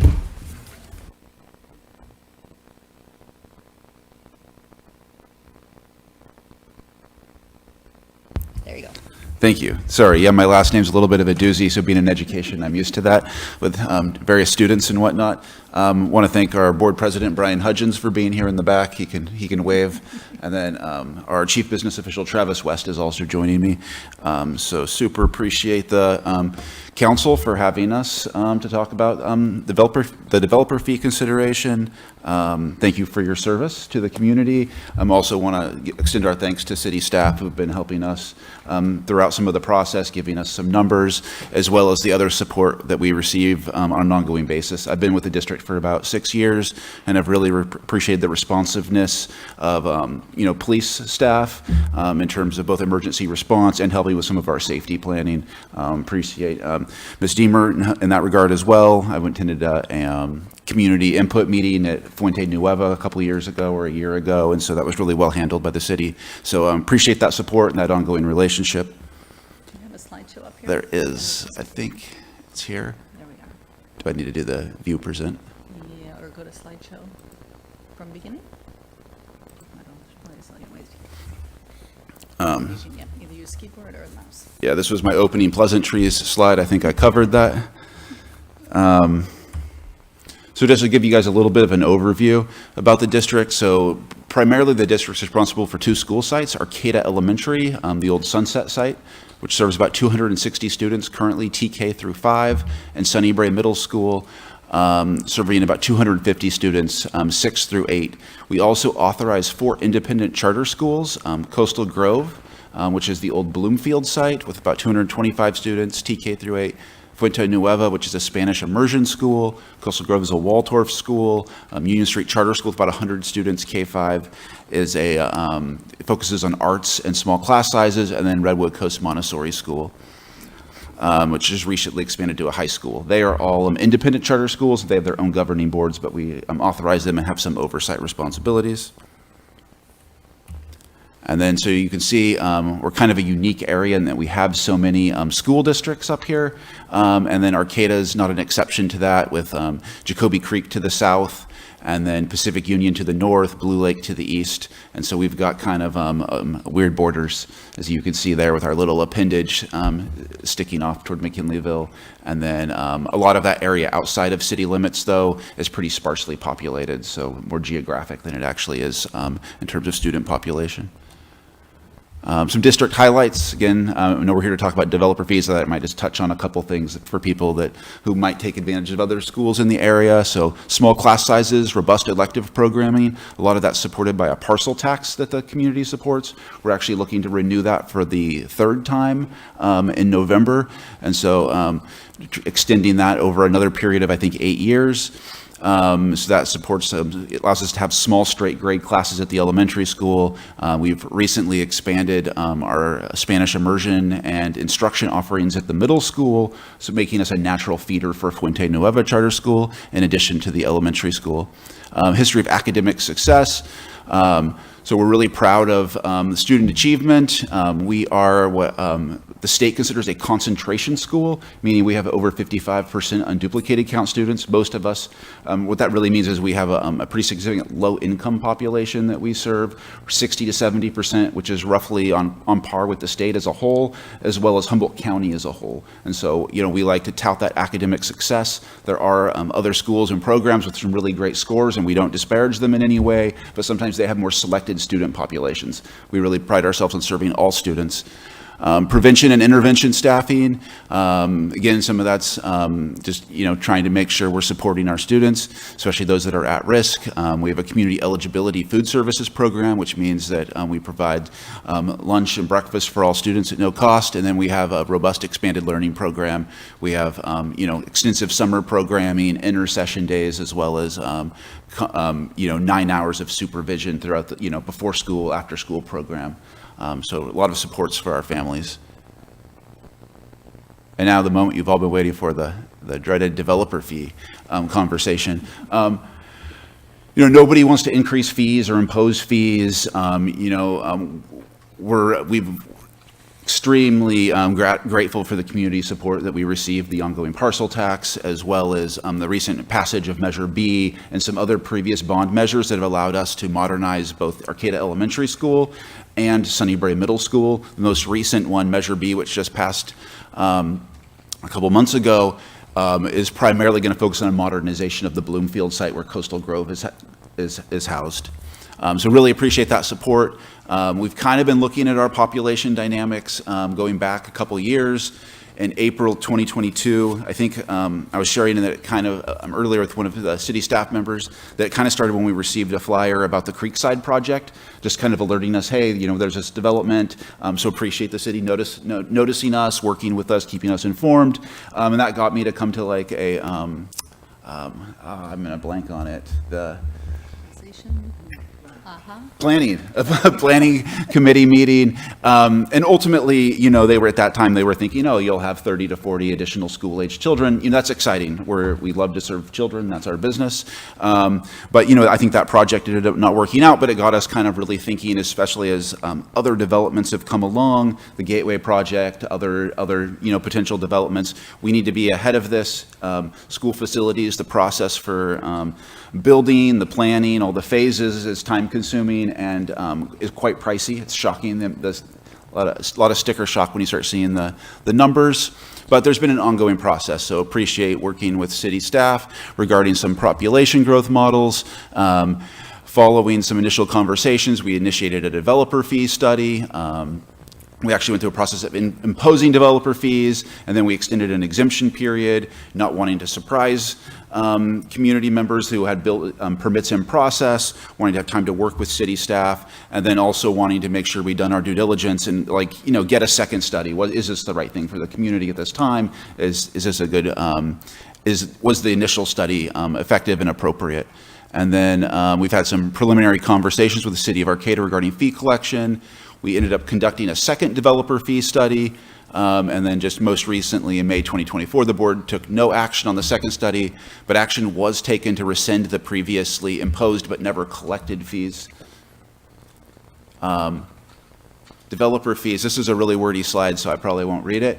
But the idea from developer fees is basically that if you have a new development and it's going to bring in a significant population, that you have a fee in place so that you're ready and you have facilities to absorb that significant growth in school-age children. Seem fair? I'm getting the nod from Travis, so I'm going to call that good. So some projections. I thought it might be good to share kind of the results of the two studies that we've had conducted. So that I mentioned those early conversations with city staff, and I think these roughly informed both studies. So appreciate city staff working with both King Consulting and then later Schoolworks, 320 to 430 additional households with school-age children by 2030. And then the two studies kind of looked at things. One was over 20 years and one was over 5 years. The one over 20 years was looking at about 152 students, and then about $12 million in facility needs. The second developer fee study, about 55 students over the next 5 years. So those are actually fairly comparable in terms of their projections, and then about 1.7 million in need over that 5-year period for those 55 students. Our initial reasons for imposing developer fees were kind of twofold. Ensure sufficient classroom space for school-aged children. We certainly don't want to be blind to the fact that there might be growth and we might need to absorb additional students. New construction or reconstruction to accommodate approximately 150 more students over the next 20 years. So that was a little bit scary for us, 150 kids. That would be hard to accommodate that in our current facilities for sure, especially with the community prioritizing and supporting things like small class sizes and straight grade classes. There's also incentives from the state for us to be able to qualify for financial hardship with the Office for Public School Construction in order to access and have priority for some state funds. They require us to impose developer fees to the maximum extent justified. Our current considerations, with the most recent study, modest growth, 55 students over the next 5 years, that doesn't have us scared from a facility standpoint, whereas the 150 was definitely a little bit alarming. Like, that's something we have to be ahead of and we need to think about, but it took away some urgency for us. And then no longer concerned with qualifying for financial hardship with the Office of School Construction. I guess the primary reason for that would be that, I guess that's also twofold already, but I'm going to say it again. There's two reasons for that. One is that we qualified for financial hardship, and then we actually received funding for a TK facilities expansion because the state has recently increased the age range for transitional kindergarten age students. And so we received funding, and then also with the passage of Measure B, having a bond in place where we're receiving funding, there's not the same incentive in terms of seeking financial hardship funds from the state. We wouldn't have the same priority or the same funding access that we would qualify for. With significant growth projected, the district needs to continue to monitor and assess the need for developer fees. School construction is expensive. Moving through the various planning, DSA approval, and construction phases takes significant time. We're looking to add one classroom, and by the end of it, it's probably going to be close to $2 million over the course of like 2 to 3 years. I imagine the city sees similar things when there's building projects. It's just expensive and time consuming. Next steps. So those are going to be determined by the Board of Trustees. At this point, there's not a specific plan or timeline to bring back a resolution regarding the imposition of developer fees. There is going to be an additional conversation, probably at our June meeting. We're also going to be consulting with legal counsel about some concerns that have been raised. But I know that our board's super thoughtful, and they're just wanting to make sure they do the right thing for students. We don't want to, seek funds we don't need, but at the same time, we want to be appropriately responsible in terms of facility planning for the future. There were a couple questions in the letter from the mayor, kind of talking about the difference between developer fees and parcel tax and a general obligation bond. And I think that currently we have an active parcel tax that we're looking, I mentioned renewing. That one is currently, the community is supporting small class sizes in an elective program. And so at this point, that's kind of what the community has identified, and we anticipate asking to continue to support that. And then a general obligation bond was just supported, and that will actually help with some of our facility needs. And then I mentioned kind of the philosophy around developer fees. A lot of times with a general obligation bond, these aren't hard and fast rules, they're more like philosophies, I guess. With a general obligation bond, maybe you're doing a modernization of your school, or you're investing in a new asset that's going to be great for the community and the whole school, whereas developer fees are typically tied to like anticipated growth and additional facilities. And when I use the words like reconstruction, our classic example of that is at Sunnybury. We have some old locker rooms that maybe are not used to their full capability, but if we were to reconstruct them, we could turn them into a classroom space, or we could add a new classroom. So new construction and reconstruction would be appropriate use of developer fees. And then, the process to collect and calculate fees, that was something, a process we started with the city of Arcata and would certainly need to continue. I think that on one hand, it sounds simple enough. It's a pretty easy calculation in terms of price per square footage, but just in terms of having that process so that we can issue receipts.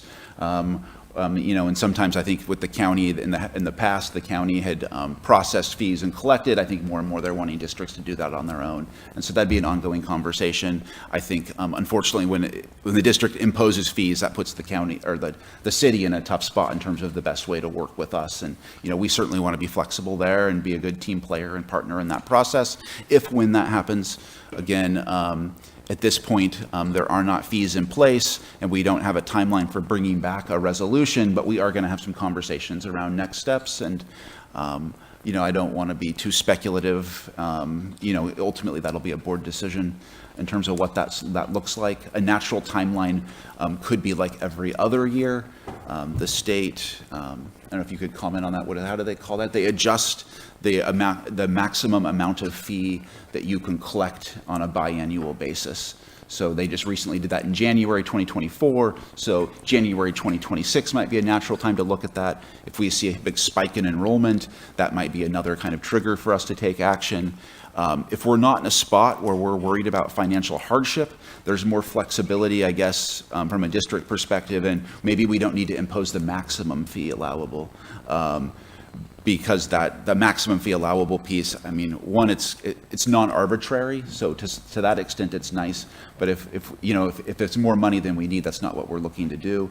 There are some, I think throughout the state, around the time we started looking at this, our school board, a number of members that had attended a California school board, so board member training, so a trustee training, and about 95% of districts throughout the state, they shared collect developer fees. So it's pretty common. But I also know districts that have started collecting them and then removed the fee because they were kind of piling up, and you really can use them in this narrow space of new facility or reconstruction.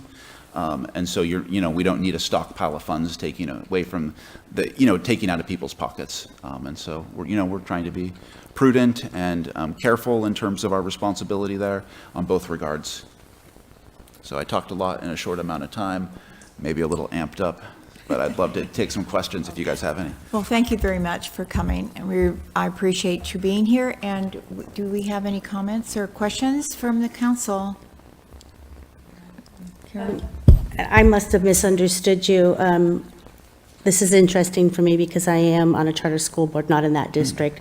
And so I thought you said that this resolution was going to come back in the June meeting, but then later on you said, no, it's not. So we're just going to be having conversations. And would you be able to update the council then of what actually transpires at that June meeting? Yes, absolutely. One of the things that happened at our last meeting is the board took action on a related item regarding the elimination of the previously imposed fees. Right, from March. And there's an equal dignity rule I was advised of, where we should probably do it by a formal resolution. So we'll be bringing that back, probably just as a consent item because they already voted on it. And then we will do a follow-up notification. City staff will recognize it because we've sent it several times already. Twice as nice. But we'll let them know that we're not, probably not collecting fees at that point. Again, I can't speak for the board if something was to change. And then we'll probably have a conversation around our next steps with the second study that was done and what our timeline is and where we're going from there. With each time we do a study and we consider a resolution to impose fees, there's noticing requirements and some public stuff that has to happen. And so, our plan is not to do that for the June board meeting. And so in terms of our noticing process and stuff, if we were to bring this back, there has to be 10 business days of noticing. And so that way nobody is surprised. And, that's not our goal. Even in thinking this far out ahead, I think there was some sentiment at one of our board meetings that, a lot of times is it a 30-day or a 60-day period to impose the fees?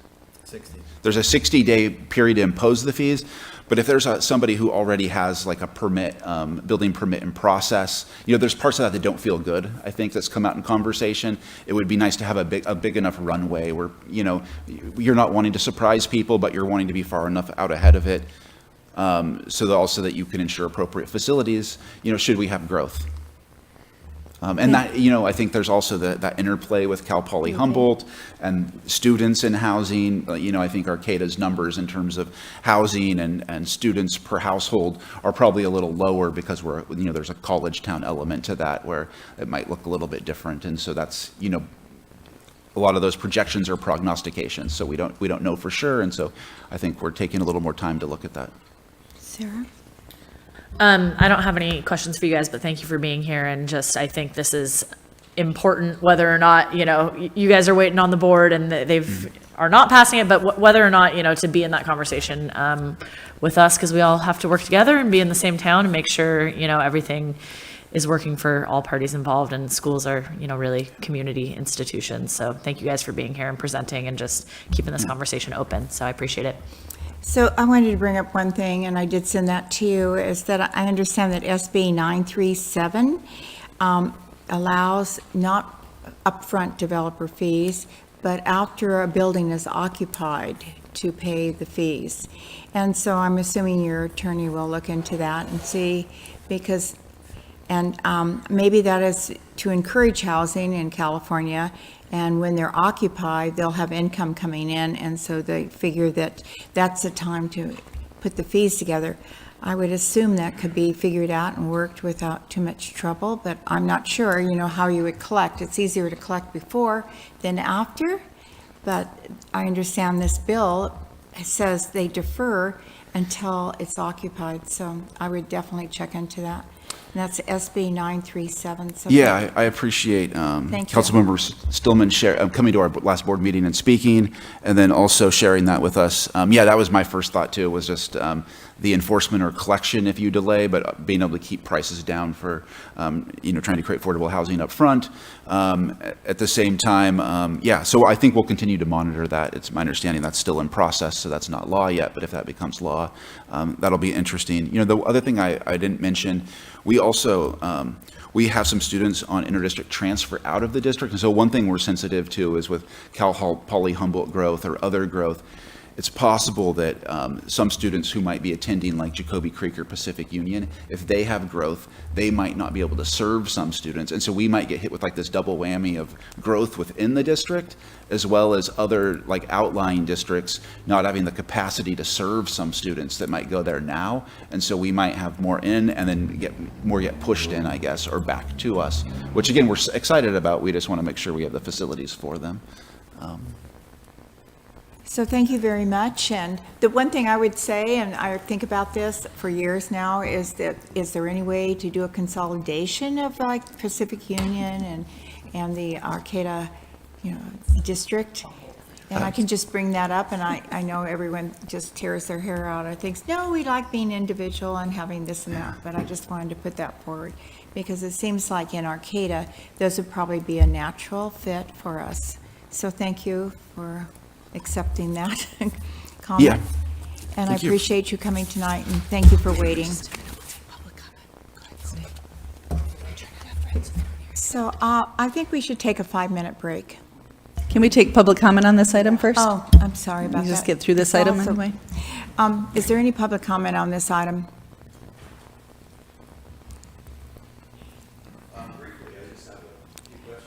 I've always been confused about developer fees for schools because it's not very much money. The current rate is $5.17 a square foot. So for a 600 square foot apartment that amounts to $3,100 as a one-time fee, if there were 500 units built in Arcata over a 20-year period, that adds up to $1.5 million, or if they're 800 square foot average, about $2 million, but it's only $80,000 or $100,000 a year. I'm sure, you know, any money is good money. I'm not arguing that, but it seems like $100,000 doesn't go very far for a school system. Thanks. Thank you. Yeah, I didn't hear in the presentation actually what the amount of money would be on these different scenarios, whether it was the developer fee, and so I don't know whether we don't know that or that's a little vague.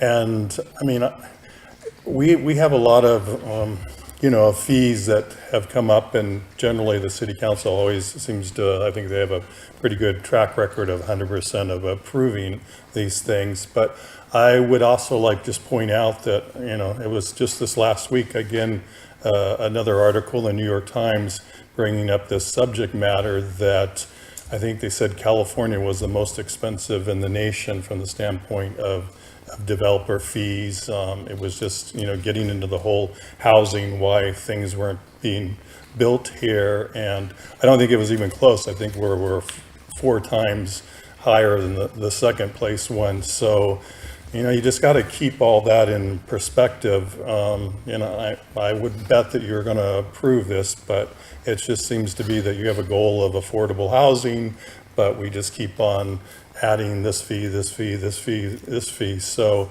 I would also point out on the standpoint, we have a lot of seniors in our community, and I think quite often when people have these ideas of, needing more money, they may be in a position themselves of having a job that's pretty well paid job for, Humboldt County probably, let's example. And a lot of these people that are homeowners that are maybe bought their houses like, 40, 30 years ago, and, they're living on their Social Security. So when you start adding all these extra things, it just almost forces them to sell their houses. And that was part of this article too, from the standpoint of, they weren't directly going after California on that aspect, but it was other states where, taxes could go up quite a bit. In California, they're really restricted a little bit. So there was some pretty emotional stories from some people that were being forced out, especially in states like Montana, where I think it was Boise, where the costs went up 75% for housing in 1 year. And so people that weren't going to get their chance to buy a house because, Californians and folks that, are coming to their state that had cash. So, you got to keep all that in part of the equation. So it just doesn't seem like we're doing the right things if we're going to have affordable housing, because the costs are just keep on going up for everything. Materials, labor, fees, and that was all part of that article. Thank you. Thank you. So before we take a 5-minute break, I just want to mention a couple of things on our agenda that will not be happening tonight because we don't have a full council, or at least 4 members. But if you want to leave, you can. I was hoping maybe just touch on the fee piece. Oh, okay. Go ahead. Sorry. Just if I could have a chance just to respond about the fees. Part of the reason I didn't include the exact price tag in the slide is because we've done 2 different studies, and at this point, we imposed one fee and then we're eliminating it, and then the other one hasn't been approved. And so it's a little bit confusing to float multiple numbers out there. But the most recent study was looking at about $3.10 per square foot for residential. And that's because there's an assumption that we would only have an entitlement to 60% of the fee, with the high school district having the other 40% of the fee, which matches roughly, I think, the number that was mentioned. And so the reality is you hate to make construction more costly for families and developers, but construction is also extremely expensive for schools, and so finding that balance. And at this point, we're taking a little bit of a wait and see approach. Well, thank you. Is there anything else? No. Then I'll let you depart. And thank you very much for coming, and for your chair for coming also. Thank you. So I just wanted to mention before we take a 5-minute break that we have a couple of things on our agenda we will not be able to discuss tonight because we do not have at least 4 council members present. And so one of them is under old business, is place transactional use tax measure on the ballot. We will not be discussing that this evening. And under new business, we have adopt resolution number 234-57 calling for a general municipal election to be held November 5th, 2024, and consider appointing a subcommittee to draft the arguments in favor of the transactional use tax measure. That will not be happening tonight either. Just in case anyone's here for those items, they don't have to stay. So thank you, and I would like to take a 5-minute break.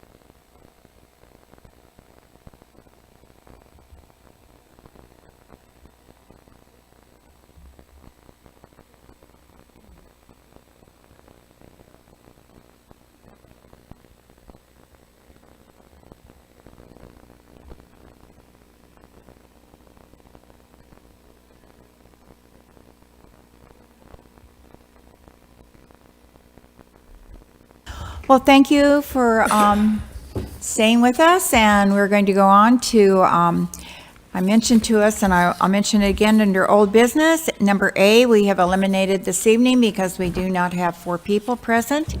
And we will go to B, which is adopt amended resolution number 234-43, a resolution of the City Council of the City of Arcata waiving a 180-day waiting period for CalPERS annuitant for Danette DeMello to begin post-retirement employment, Government Code number 7522.56 and 21224.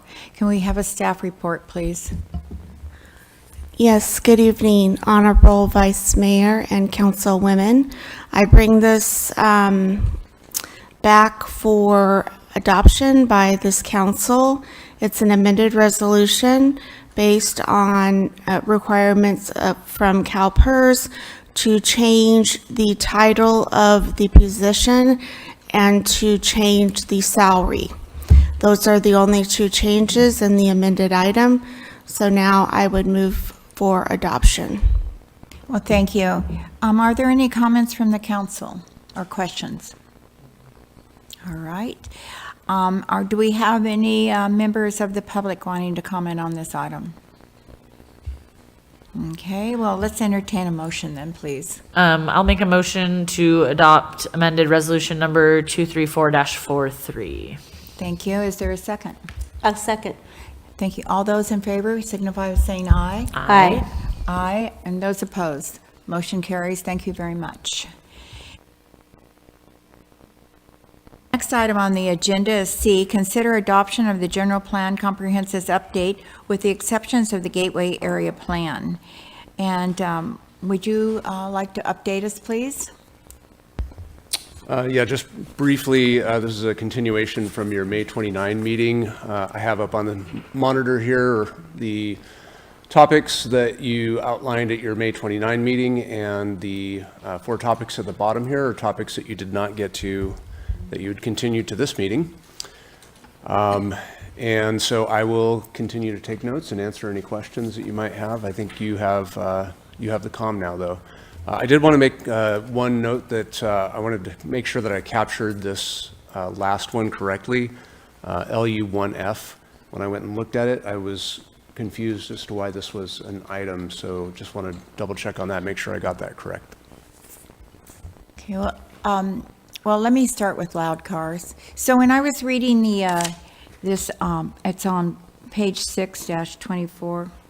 Well, anyway, it's under the, let me see what part it's under, traffic noise, health and safety. It's under health and safety, and there's a world of noise, and it starts out with firearms, and it goes down to human breathing, not heavy breathing, just human breathing. But nevertheless, I thought possibly in there somewhere we could put loud cars, because we've had public testimony on that. And when I was on the plaza recently, I noticed that there was a car that had really loud dualies on it. So that's why I brought it up. And I don't know where it would go, maybe under snowmobiles or chainsaws or heavy trucks, or I'm not too sure what area. Where are the snowmobiles? Or, well, that's what they have, busy urban streets, blender with ice, alarm clock. It's in that section somewhere. I'll ask our consultants to Thank you. inform us as to where on the decibel chart the loud cars fall. Can I just ask a general process question before we get too deep in this? Can we take public comment before we dig into all these topics, just in case there's other topics we want to bring up from comment? Thank you. Okay, is there anyone wishing to speak? And everybody's been so patient, so. Okay, we do have a speaker. Wow, loud cars. I wonder about this subject matter. Have we talked about this in the past a little bit? I appreciate you want to put the language in there, but where I think we're lacking is in the action department. Because I've been talking about this for 2 years, and when I had a conversation with Karen with this recently, she informed me that nothing is being done about this. So I mean, what else can I say other than, you know, this is a big subject matter for a lot of people from the standpoint of not only in our community, but throughout the California and the U.S. And I think you've gotten lots of information from me on this. And so what's the problem with Arcata Police that they can't afford a little bit of resources? Because, you know, the boys out there with their loud exhausts got the message they can do whatever they want, and they get louder and louder because, you know, they personally tell me that they're not going to do anything. I've had a conversation and they were like laughing. Are you serious? You think the city of Arcata is going to do anything? You think the state of Arcata, California, is going to do anything? They're not going to do anything. And you know what? Those guys are right. Nothing has happened from this area. So we seem to have an annual report that we filed, and in that annual report we filed that, you know, we're monitoring this, we're taking action on air quality, and I don't think anything's being done, you know. It's just you're filing these reports to the state and making it sound like everything's okay, and it's not okay. And I mean, it's pretty frustrating. This is not a complicated issue, and if you can't even deal with this, it makes me wonder about all the other issues that are much more complicated than this. So you know, we had our police officer here when Meredith, I appreciate Meredith asking that evening, and he said, noise, the parties, and you know, I had a conversation with him like 2 weeks before that, and believe me, I went into all the details of it. So it seems to be something to avoid, that they just don't want to do it from, I don't know, the standpoint of you know, what we've seen in the last couple of years with law enforcement. They're just kind of running away from all these situations. They don't want to give tickets for speeding. I mean, I read about that in San Francisco. They call it Mad Max syndrome, where people just can run red lights now and do whatever, and they see it as a like low-level crime. But actually, it's they add up when someone gets killed by, you know, running a red light and hitting someone in a crosswalk, or a bicyclist, or it's all the same noise. So let's see some action. Thank you very much. Yes, good evening, council members and staff. A few different items. I proposed to look at LU1F, mainly for questions of whether the city, to decrease the city's legal liability. I'm going to read it. The land use plan map shall provide enough land in the various residential use categories to allow for development of a variety of types of new housing units and residential environments. The purpose shall be to achieve an appropriate balance between single-family housing on individual lots and multi-unit housing types. I propose that there's going to be virtually no single-family housing on individual lots. And so in the future, the Builders Association or the Realtors Association might point to this and say, we are not following the general plan. I'm not a lawyer. It's up to you what to do. If it were up to me, I would just strike that policy. But there's probably other reasons for it. That's why I brought it up.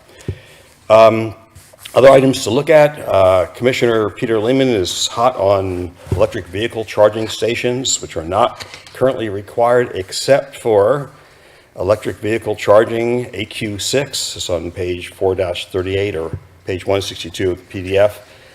I don't think that this is the right way to go about it. For one thing, it's based upon number of parking spaces as a percentage. There will be buildings built, apartment buildings that have no parking, and so therefore they'd have no electric vehicle. So that's something that needs to be discussed. I'm not saying it's wrong. I just think it needs to be discussed because it hasn't been discussed. I believe that there are some policies that were transferred from Gateway into the general plan that need to be reworded. I have a list of them, and that's technical stuff. It's not, but they refer to Gateway, and they really should be referring to the general plan. I would ask the council to request of staff the local coastal plan categorical exclusion, and when that comes into play and how it may be used. You're not allowed to talk about the Barrel District for Gateway, but you can talk about areas like South G Street. And when the Planning Commission was going through all these hundreds of policies, there is a system in place they call a framework where the commissioners submitted in advance the topics that they wanted to discuss on Friday, and they were printed, or before Friday, so they were printed in the agenda package. And that way, the public would know what is on your minds and what you might discuss. I found that to be very good. I'm also going to vote for more meetings. This meeting is partial because you're missing 2 council members. We missed a meeting on Gateway. You're having a meeting for the budget as a special study session. That's a 1-year program. This is a 20-year program. Thanks. Thank you. Yes, please move. My name is Lana Weird, and I haven't had the chance to dive in yet to the general plan or to the gateway plan. It's on my to-do list to look at it more, but I want to just come in to make a comment of gratitude first for the leadership that this council took in calling for a ceasefire, and to say that this also, with this general plan and this gateway plan, is an opportunity to be a leader for what kind of culture do we want to see locally in our region, but also in a broader sense. And so just wanting to call in, earlier today I was at a placemaking meeting for a healing center for youths living with addiction, and just trying to think of how much we can do regeneration on a landscape and how that can help us to heal and regenerate ourselves and our communities as well. And so as we proceed with the general plan, we proceed with the Great Gateway Plan, just calling in that intention for placemaking, and that it's not just about infrastructure, really, it's about what kind of culture are we trying to create? And so to call in places where we can have intergenerational people be able to meet easily, that it doesn't have a cost barrier to be able to do that, putting some of that intention in. And I'm just here to say that I'd like to continue to be involved in this and put my mind in it more. It hasn't happened yet, but it's starting. So here I am speaking, and that's about it for this moment. Thank you very much. Is there anybody else in the audience? Is there anyone on Zoom? There is. Our first speaker is Lisa. Go ahead, Lisa.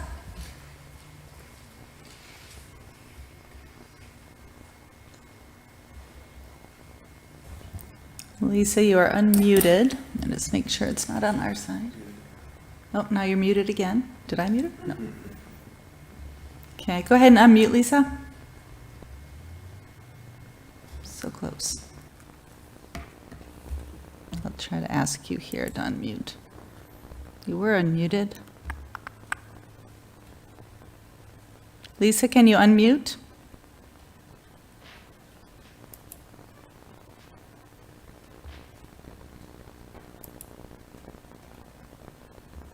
All right, Lisa, we will come back to you. We'll try one more time. Colin, go ahead. Good evening again, council members. This is Colin Fisk with CRTP. I just want to start out by expressing great appreciation for the proposal to include language in the plan that would at least allow the possibility of future pedestrianization of all or part of the plaza. As you know, that's an issue close to my heart. But I want to focus my comments on the topic of density. It's clear that we need more housing and we don't want to sprawl, so that means more density.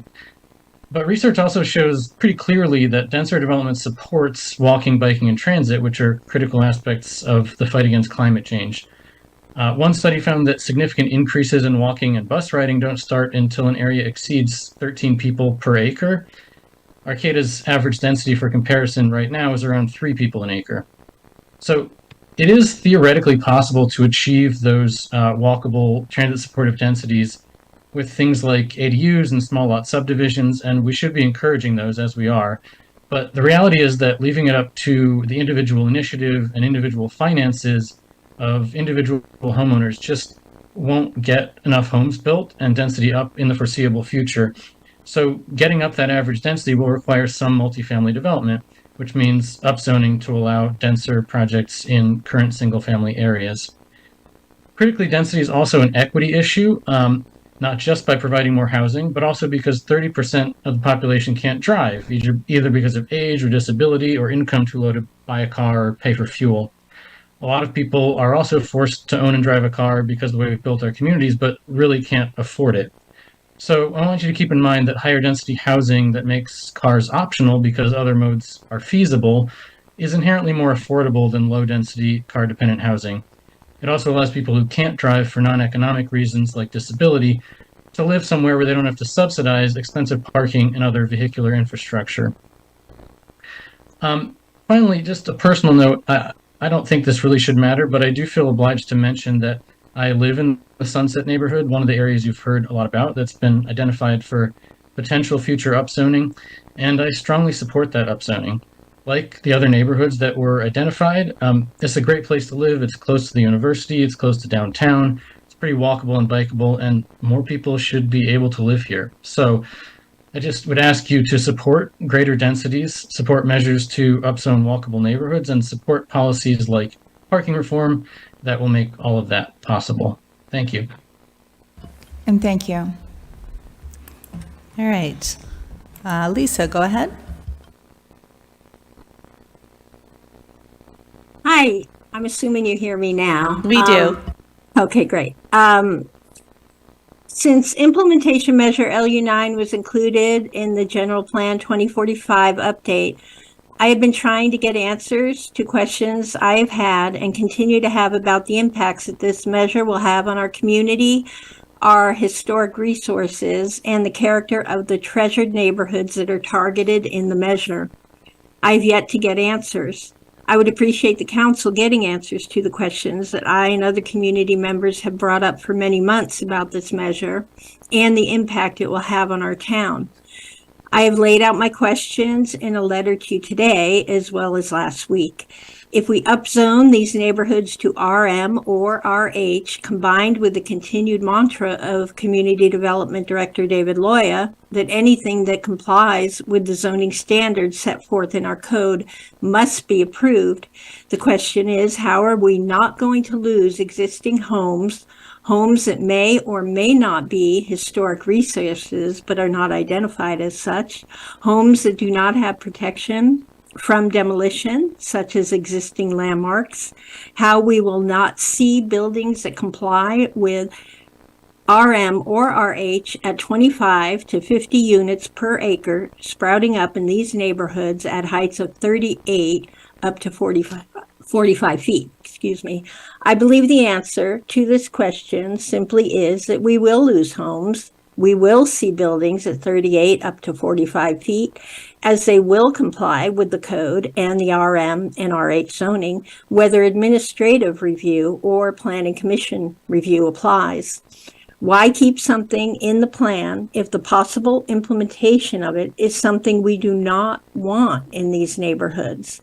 If you cannot get answers to these questions tonight, perhaps there needs to be additional public hearings set on the general plan so that you can get the answers or eliminate the measure altogether. Thank you. Thank you. Is there anybody else on Zoom? There is no more online public comment. All right, thank you. So I'll bring it back to the council. So is there comments? Any of you have comments or any additions? Because I have one when we get around to it. You have anything? Can we review what's already on our list that we didn't get to last time that we're going to talk about this evening? Is that what's up here on the? You still have the plaza design, closed to vehicles, Bayview neighborhood, and then we got some clarification on the LU1F. Those are the remaining ones right now on the list for tonight.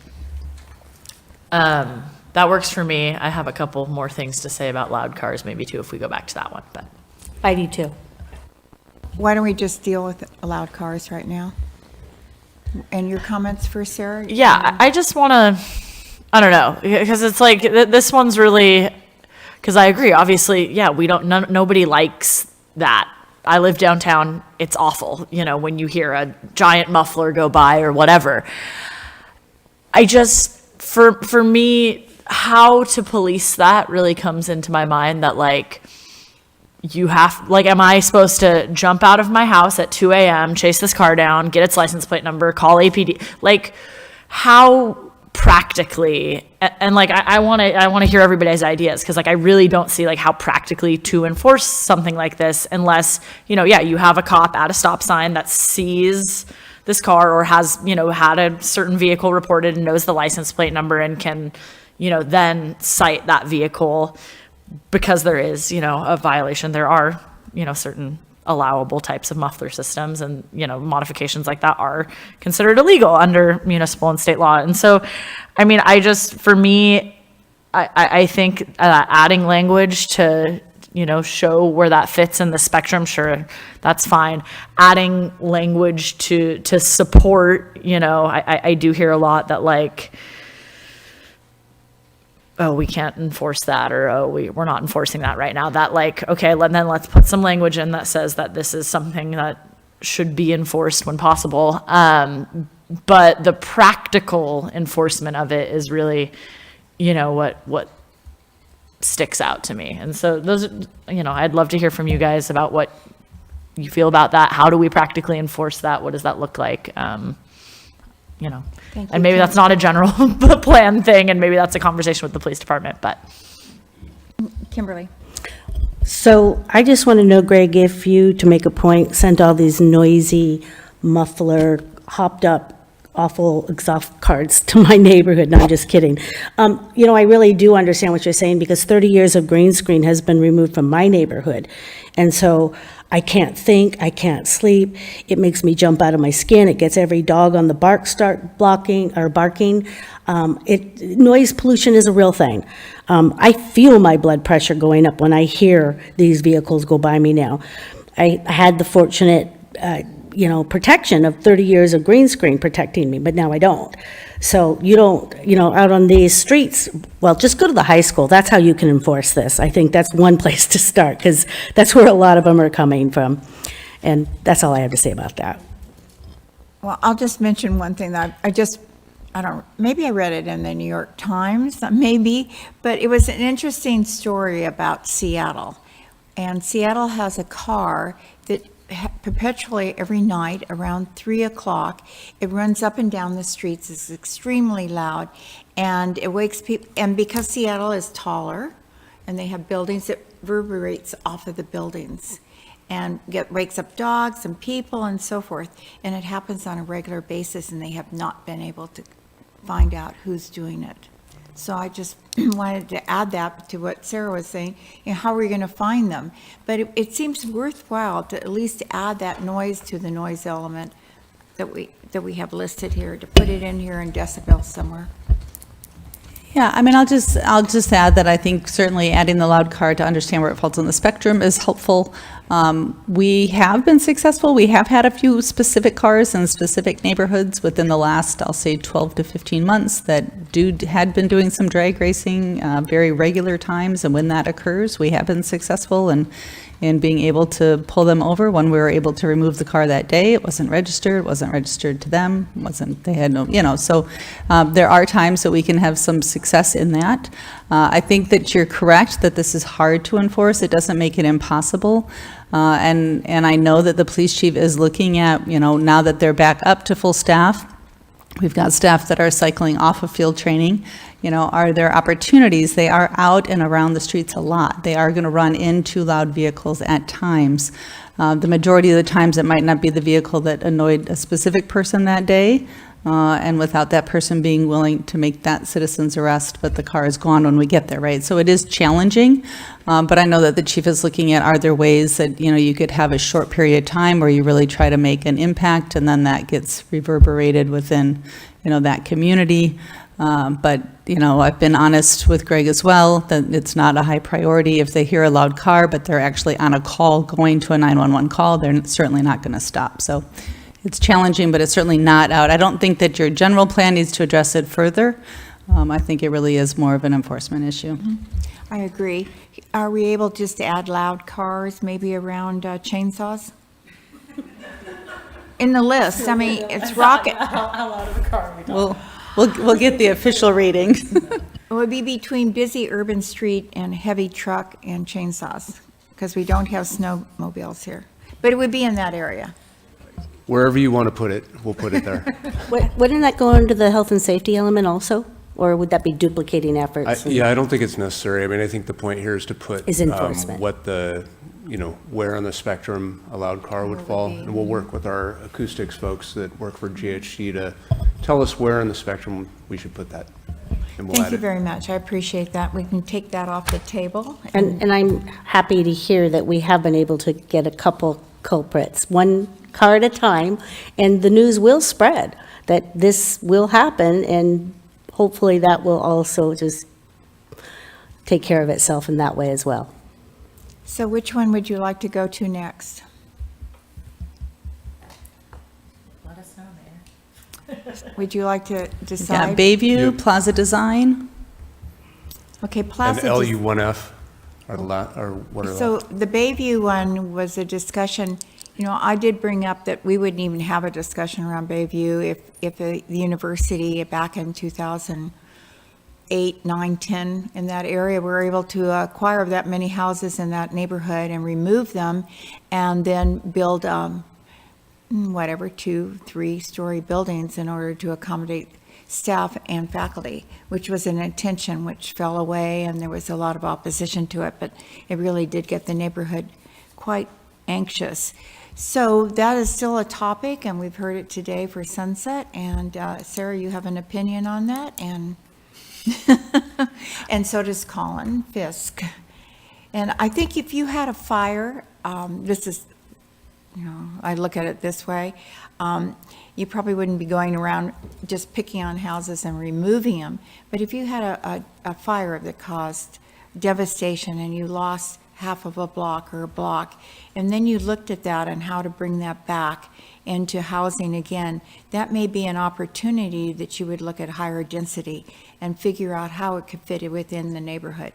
And so when I think of it from that point of view. I don't think of it from the point of view of just going out and marking houses and removing them. Now, that doesn't mean that couldn't happen, but I did see a proposal where there was a neighborhood with just a few houses on it, units, but they figured that they could probably put a couple of ADUs in there, which would intensify that little corner of the block or half block, and still pick up more housing. So I think in some ways we could have something of that nature, but that's not devastating. Anyway, those are just thoughts of mine. And fire is something that does happen, and it's really affected a lot of insurance for homeowners right now because of the fires elsewhere in California and how they are reviewing us for fire damage and the thinking that we're going to have it from coming out of Redwood Park right down and swoop everyone out. Yeah, and I don't have too much to add on the Bayview conversation tonight because I feel like we kind of covered it when talking about upzoning at the last meeting, and that, I think the practical thing to do, like we said, is to just push that implementation measure out and just, see how Gateway develops, and then be able to look at that neighborhood by neighborhood and work with those communities to, see what that would look like and talk about that. So I think that fits, with what we previously kind of Do you think 4 years is directed. far enough pushing it out, or do you think, because it takes so long for development to occur, pushing it out to 6 years? I think it's totally fine to start looking at it, right? Again, we say 4 to start looking at it, and then is there the money, is there the grants, and then by the time you say 4, it's 6, and then it's 10, and I would 25 go years for later, 6. we're going to be updating the general plan again, so. So I would go for 6, as we've been told that it is a living document. I guess I was just starting to think about something also, is when I lived on LK Boulevard over by Blondie's, trying to get through my master's program and the loud music till all hours of the night. I just think of what's that going to look like in some of these small neighborhoods if there is, some of this mixed use and somebody does decide to open up a beer and sandwich bar kind of thing that are having music and open mic, and it's your neighbor. You have small children and they have to go to school the next day. So just kind of putting that out there, that there are certain neighborhoods that it might be more conducive for. These neighborhoods are already, they're there, whereas anyway, there's a lot of arguments, and we are going to push it, so I guess it's a moot point at this point. So you're thinking in terms of increased density would bring in bars and restaurants and so forth? And Sandwich shops and beer, yeah. Well, I don't see that actually happening in the residential areas, but it could. You never Okay, know. Wood has it. That's their apartments and student housing and regular housing and family homes and. Yeah, but it's regulated. It's not all up through the whole neighborhood. Anyway, we're putting it off. I would love to see it go to 6, and it is a living document. If we have more information way before that, we certainly can change. Yes, and I agree with that. So my point is, and Colin and I, over the years, have a disagreement about this, and I can remember. Can we hold up just a second? Yeah, I'd like to hear from the rest of the council on that. I don't want to change Oh. that tonight. I don't feel comfortable changing Okay. that tonight. And what we're talking about really is LU9 versus just Bayview neighborhood. Okay. Okay, so we're going to hold it 4 years, but we can check in with the other council. Okay. That was kind of, I Just think we wanted to got make to sure. consensus at the last meeting with everybody, and now they're not here, and we're going to change it. That doesn't seem right to me, so. Okay, on to Plaza. Okay, thanks, Alex. So what I was thinking of D-2A Arcata Plaza design, and it's up there, you're right there. And so what it says in red is the plaza and adjacent streets may be closed to vehicular traffic. Consider making the plaza car-free. This is a possibility in the future, but at this, I would say until we see a large amount of residential within our community, I think it's premature. Maybe we could put this off to 10 years or something, because I understand it, but in order to we have buildings and we have businesses, and if it's a car-free plaza, what kind of activities are we going to have downtown so that we have people coming in? And we're in a stage where I would like to say, we really have to look at our economic development and what's happening within our whole community and within our business community. And when it's in red, what does it mean? I should start from there. It just means that there's a change, and so it's drawing your attention to that. So the underline and the colored text are the changes that have been made by the Planning Commission since the December 23. Some of these also incorporate the changes that you made on the 14th. So that means May. we're going to implement closing the plaza off to traffic? I mean, we are for the farmer's market. Yeah, the way that it reads right now, it's consider, so it doesn't definitively make it happen. It's sort of like an implementation measure buried in a policy, but certainly the council can change it if they wish. Yeah, and I feel like we could maybe make that more specific or something and say, or actually more specifically vague and say like, consider a long-term plan, right? So that's like what you're saying, it pushes it out for, an X number of years, but consider a long-term plan for making the plaza car-free. Do you want to move this into an implementation measure, and then it's clear that it's not policy in effect as of now, but it's something that the council can examine over the... In the future, because just looking at car-free, and then you have deliveries, and so then you have to figure out your delivery times for your trucks, and do they have to come in before whatever, 9 a.m. in the morning to make their deliveries? Because right now, you see UPS and the other trucks that are delivering food and alcohol, et cetera, to the businesses, and plaza free means they can't even be there. So then you have to figure out how you're going to utilize all your alleys, and it gets really complicated. And I think it's something in the long-range future. So if we all of a sudden see that we have that place I can't talk about gets developed, and we find that we have other development happening over in another place, all around, and as this plan you guys are working on, and we see downtown, maybe we have additional housing going in, maybe we have somebody that's going to build up higher, and we build the density, and that density is what you see in European cities, and those that don't have traffic or cars is because you walk up to it, you're there and you look up and you say, oh my gosh, this building is 10 stories high. You look inside and you see how many mailboxes there is in there. There could be 40, 50 mailboxes. And it's all framed like that. And Jim Test used to talk about this when he was on the council. He would talk about not having cars on the plaza, but he was also coming back from Europe and seeing the way it was there. And then there would be a subway, and you get on the subway and you go off somewhere. And we just aren't at that level. We're a rural community still, and we have to keep remembering, even though we think we're different, we're still very rural. And I think we have to think about that. And so that's why I really object to having it in red underlined.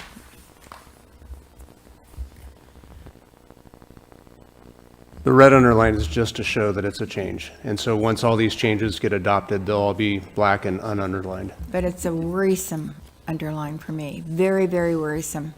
And if I made that a point of discussion and brought that around to the property owners and the business people downtown, we'd probably have a room full of people to talk to about it. I haven't done that.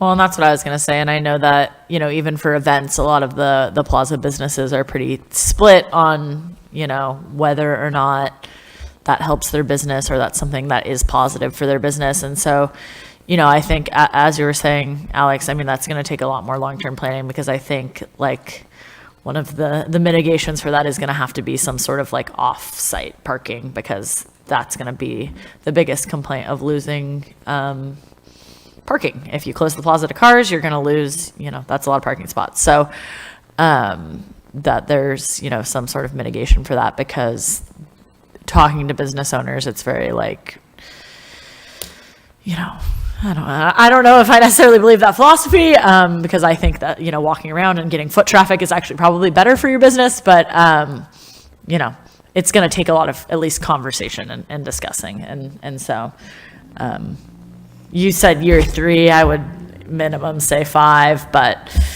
who knows? Again, that's going to take a lot of outreach and a lot of discussion with those business owners and property owners and the community in general, people who, you know, go do their shopping at the plaza. So. And one other point is, over the years, we've talked about a parking garage, and they're very expensive to do.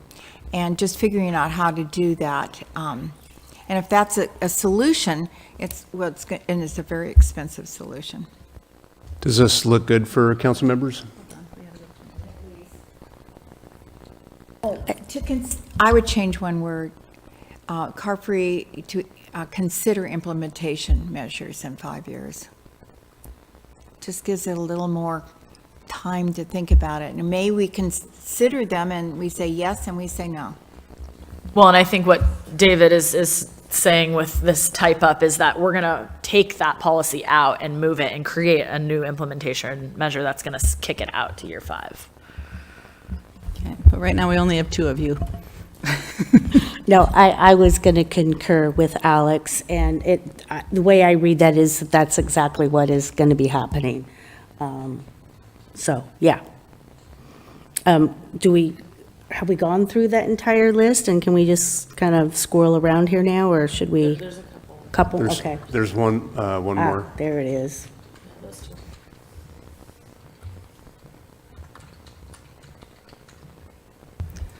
So LU1F. Kimberly, did you add that one to the list? We had a speaker that shared. Yeah. It's the consider multiple, you know, the diversity of housing types, which again, it's one of those policies that has like some really, you know, vague, not committed language. So like in my mind, because the commenter said, you know, about liability of that, just because the language is so vague, I don't really think that, you know, is necessarily the issue. But I do agree that, like, does it need to be in there, I guess. But because it's just kind of regurgitating and saying, hey, the land use plan map looks like this, and these are the types of zonings that it has. I don't really have a problem with it, but I'm open to hearing what other people say, just because I don't think it's very committal for us.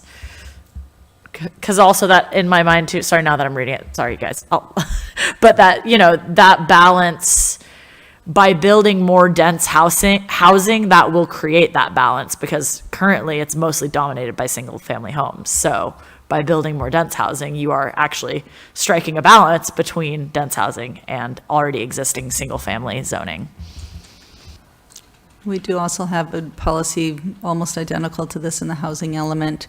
I think when we originally looked at this, this is just a 20-year plan. It is not a forever plan. Your housing element is a 7-year plan. You update that right now every 7 years. The state could change that time frame again.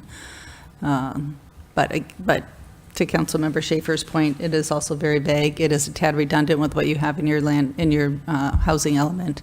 So it's the choice of the council if you want to keep it or remove it. I guess what you said, though, is that the housing element does change every 7 years, and so maybe we could keep it, but to rewrite it a little bit so that it's a little bit more clear. Or we could just get rid of it. Or should we rewrite what's in the housing element, or just take it out? One of the obligations of the housing element is to show that you're meeting your regional housing needs allocation, and that regional housing needs allocation is divided into each income category. And so this policy or something like it is going to be in every housing element that you adopt, because the state will say you need to have a policy that reads something like this. So get rid of it. It's there. I certainly don't think you're putting yourself at any kind of legal jeopardy by saying that you want to have a balance. There's certainly no metric in here that you can, have somebody say, look, you're not meeting it because you didn't meet that metric. But it is it's more fluff, and it is duplicate of what's in your housing element. So certainly if you're feeling like taking it out, it's not going to. I think taking it out, if we're already, it's kind of duplicative, so. So Sarah, how do you feel about that? Yeah, I'm fine with that.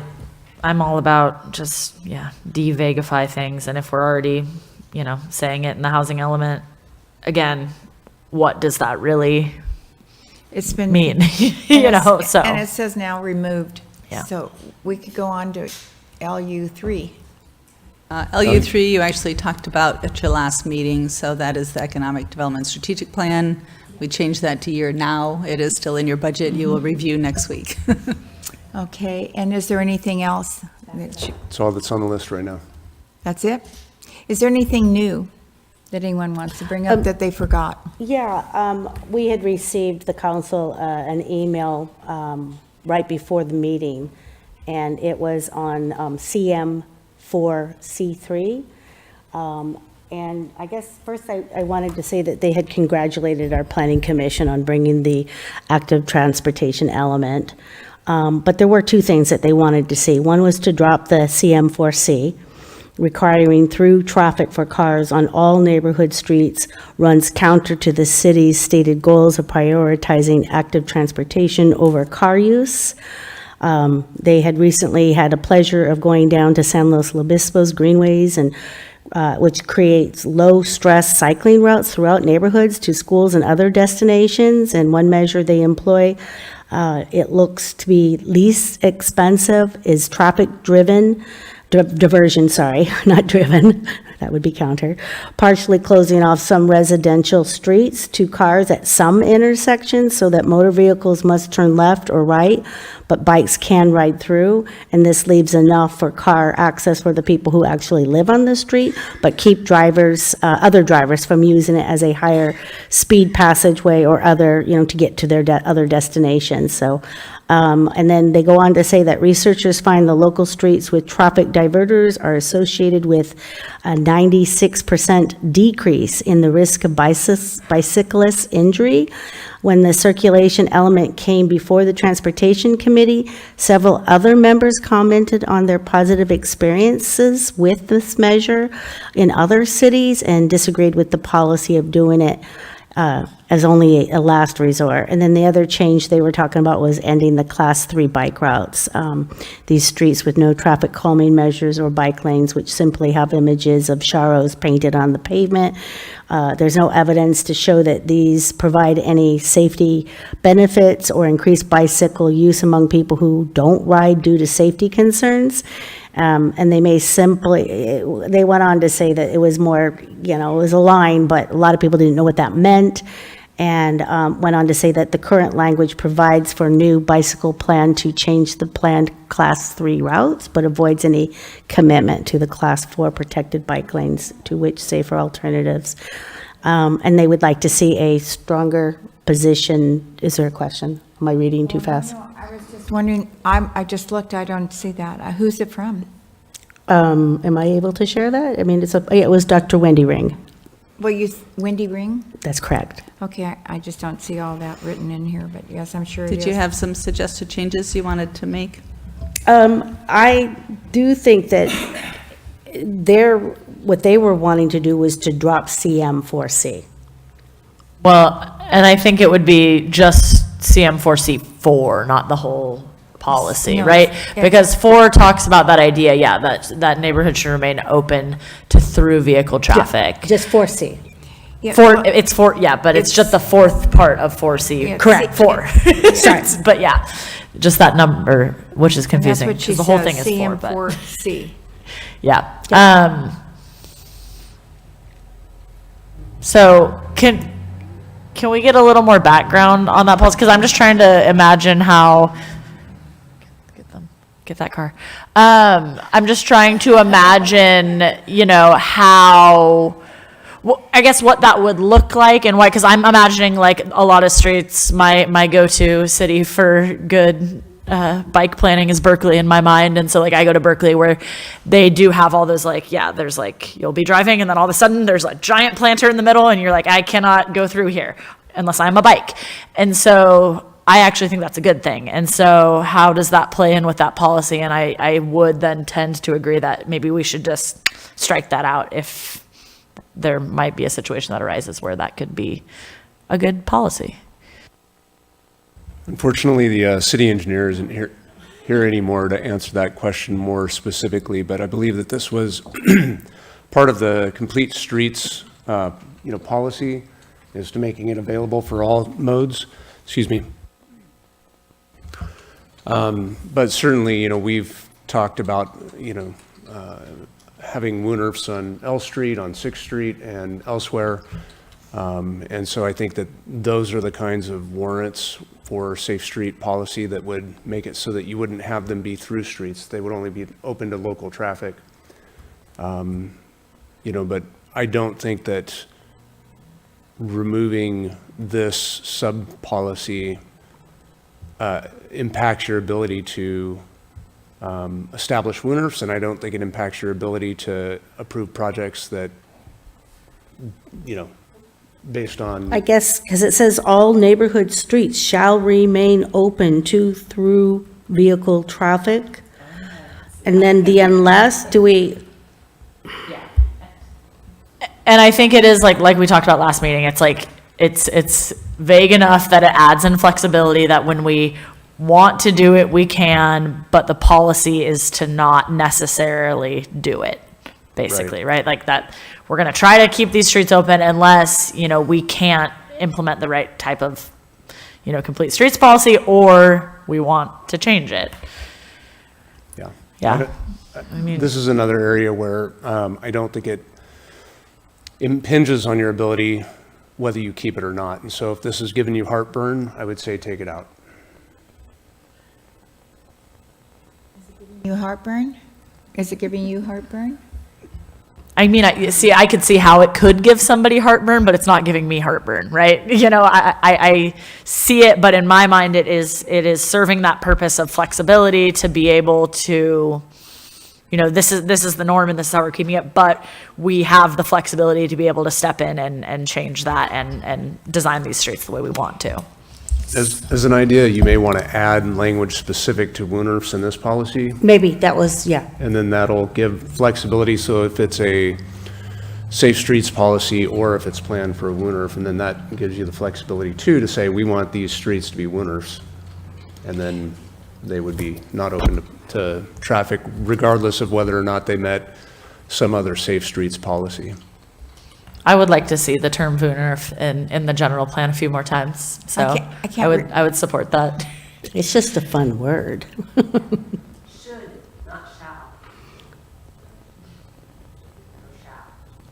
Changing the word shall to should. Do you want to change shall to should?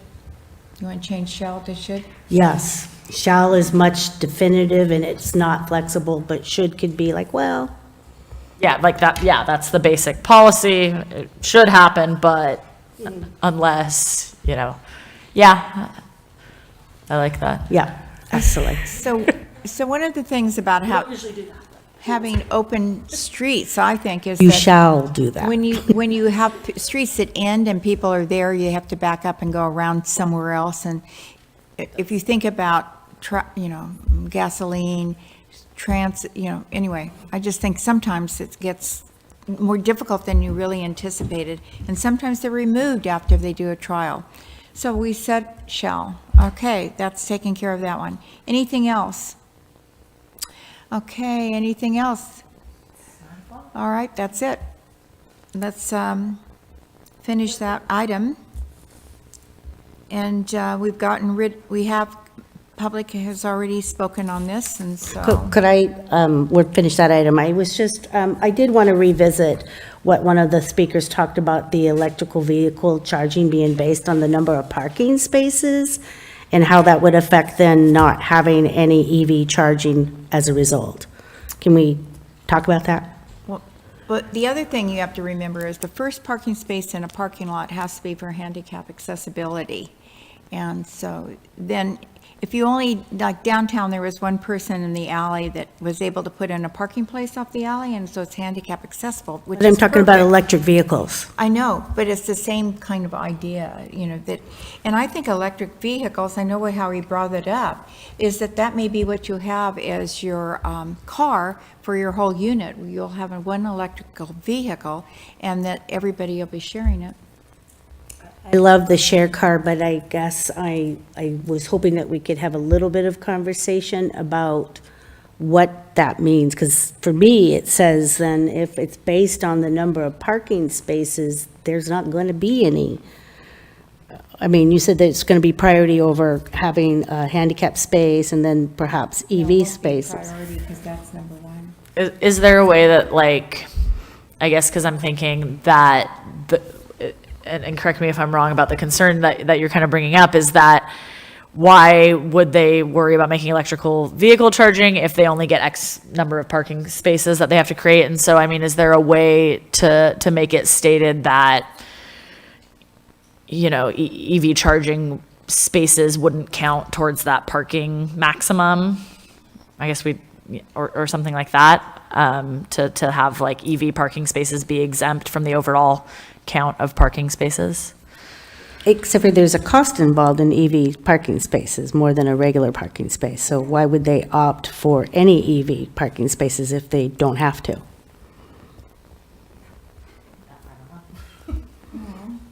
I mean, Well, David, do you have? it's the bottom dollar the bottom line is about the dollar, so. Maybe, and not, depending on how it's set up. Do you have a comment?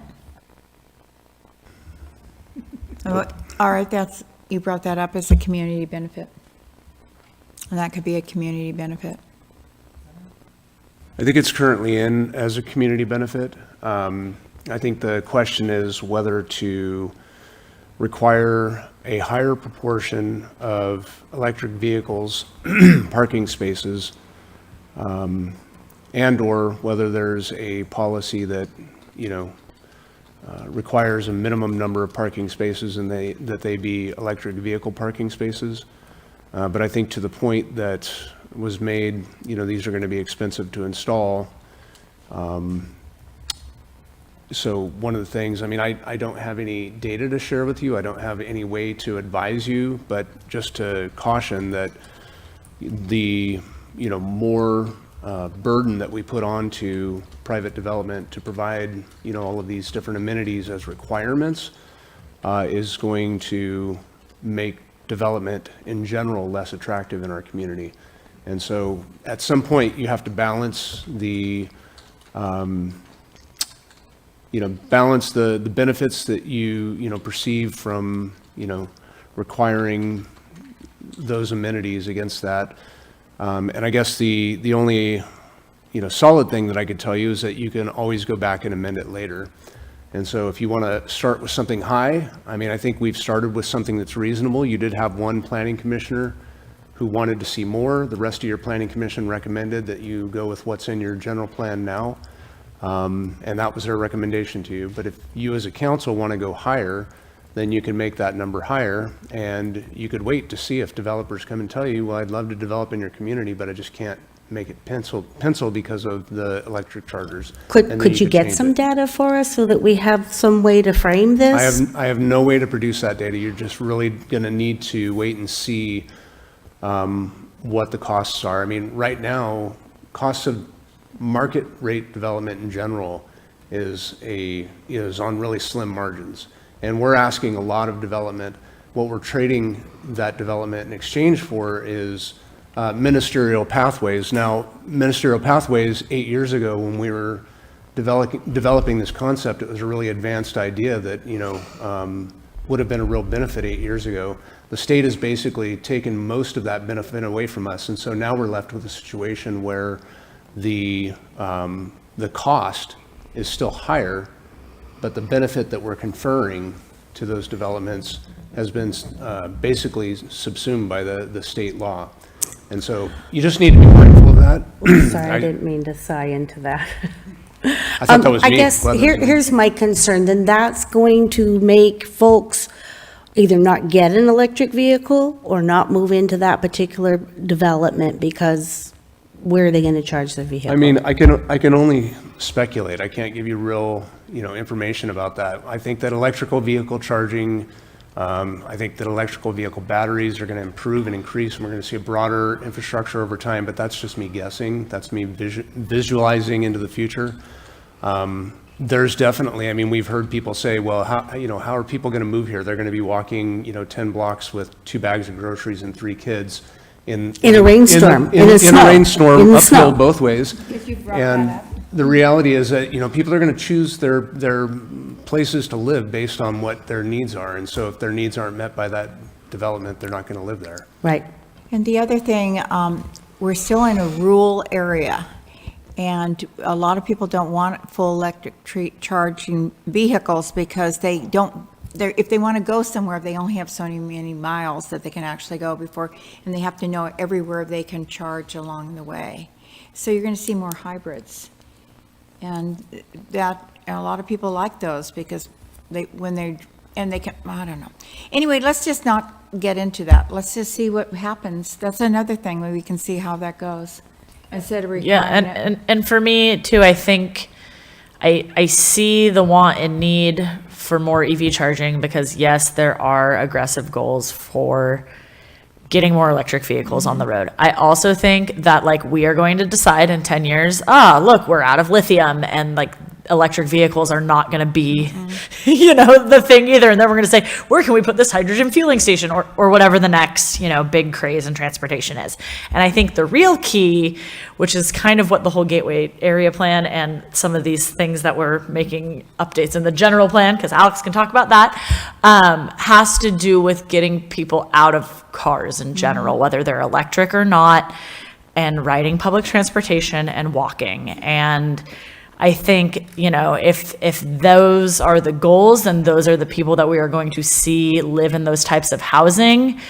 And so the mandate of EV charging is going to be kind of negligible to those folks. And I also think that, again, within the next 10 years, and I think David alluded to this a little bit, but the infrastructure for charging is going to be different. It's going to change. It's going to look different. All the chargers that we already have are going to become obsolete. And so I think because electric vehicle technology is, in the scheme of things, so new that we can't base everything off providing that infrastructure, because I think it is not going to be as long-staying as people think it is going to be. That is all speculative, but. No, I don't think so, because we've already had one that was obsolete over on, I believe, on F Street, and we've had to replace it with other ones. There's been a replacement. We have more than one kind. So if you have this kind of car, you can do this. So let's just wrap it up. Is there anything else? Well, it's not 10 yet. I'd like to continue this. No, I'm just kidding. Well, we aren't finished with our meeting yet, by the way. We can move on. Okay, so let's just not bother with that at So this time. no change on EV charging, is that where? No change. Maybe later, as maybe we know later? more. It's a new technology, All right, no change at this time. yes. So with that, what kind of action would you like? Do you have No, any members of the public wanting to comment on it? We already have done that. Final comments from the council, we've already done that. Didn't we have comments from the public? Even holding up signs? So if we're finished with that, there's no action. So we can move on to our next item. I have a quick question. Just in terms of the noticing of the public hearing, does it still need to be continued to the July 17th meeting? I mean, you can continue it again if you want, but I think they continued it. Did they continue to the? Why don't you go ahead and continue to the 17th? Okay, thank you. Yeah, because what we did in consent today was just gateway, it looks like. So anyway, yeah, continue the general plan to July 17th, please. We need a motion for that? So moved. Second? Second. All those in favor? Aye. Aye. Passes. So now we're going to go on to oral and written communications. The city council values your comments, and the public comment period allows people to address the council on matters not on the agenda. Speakers will be eliminated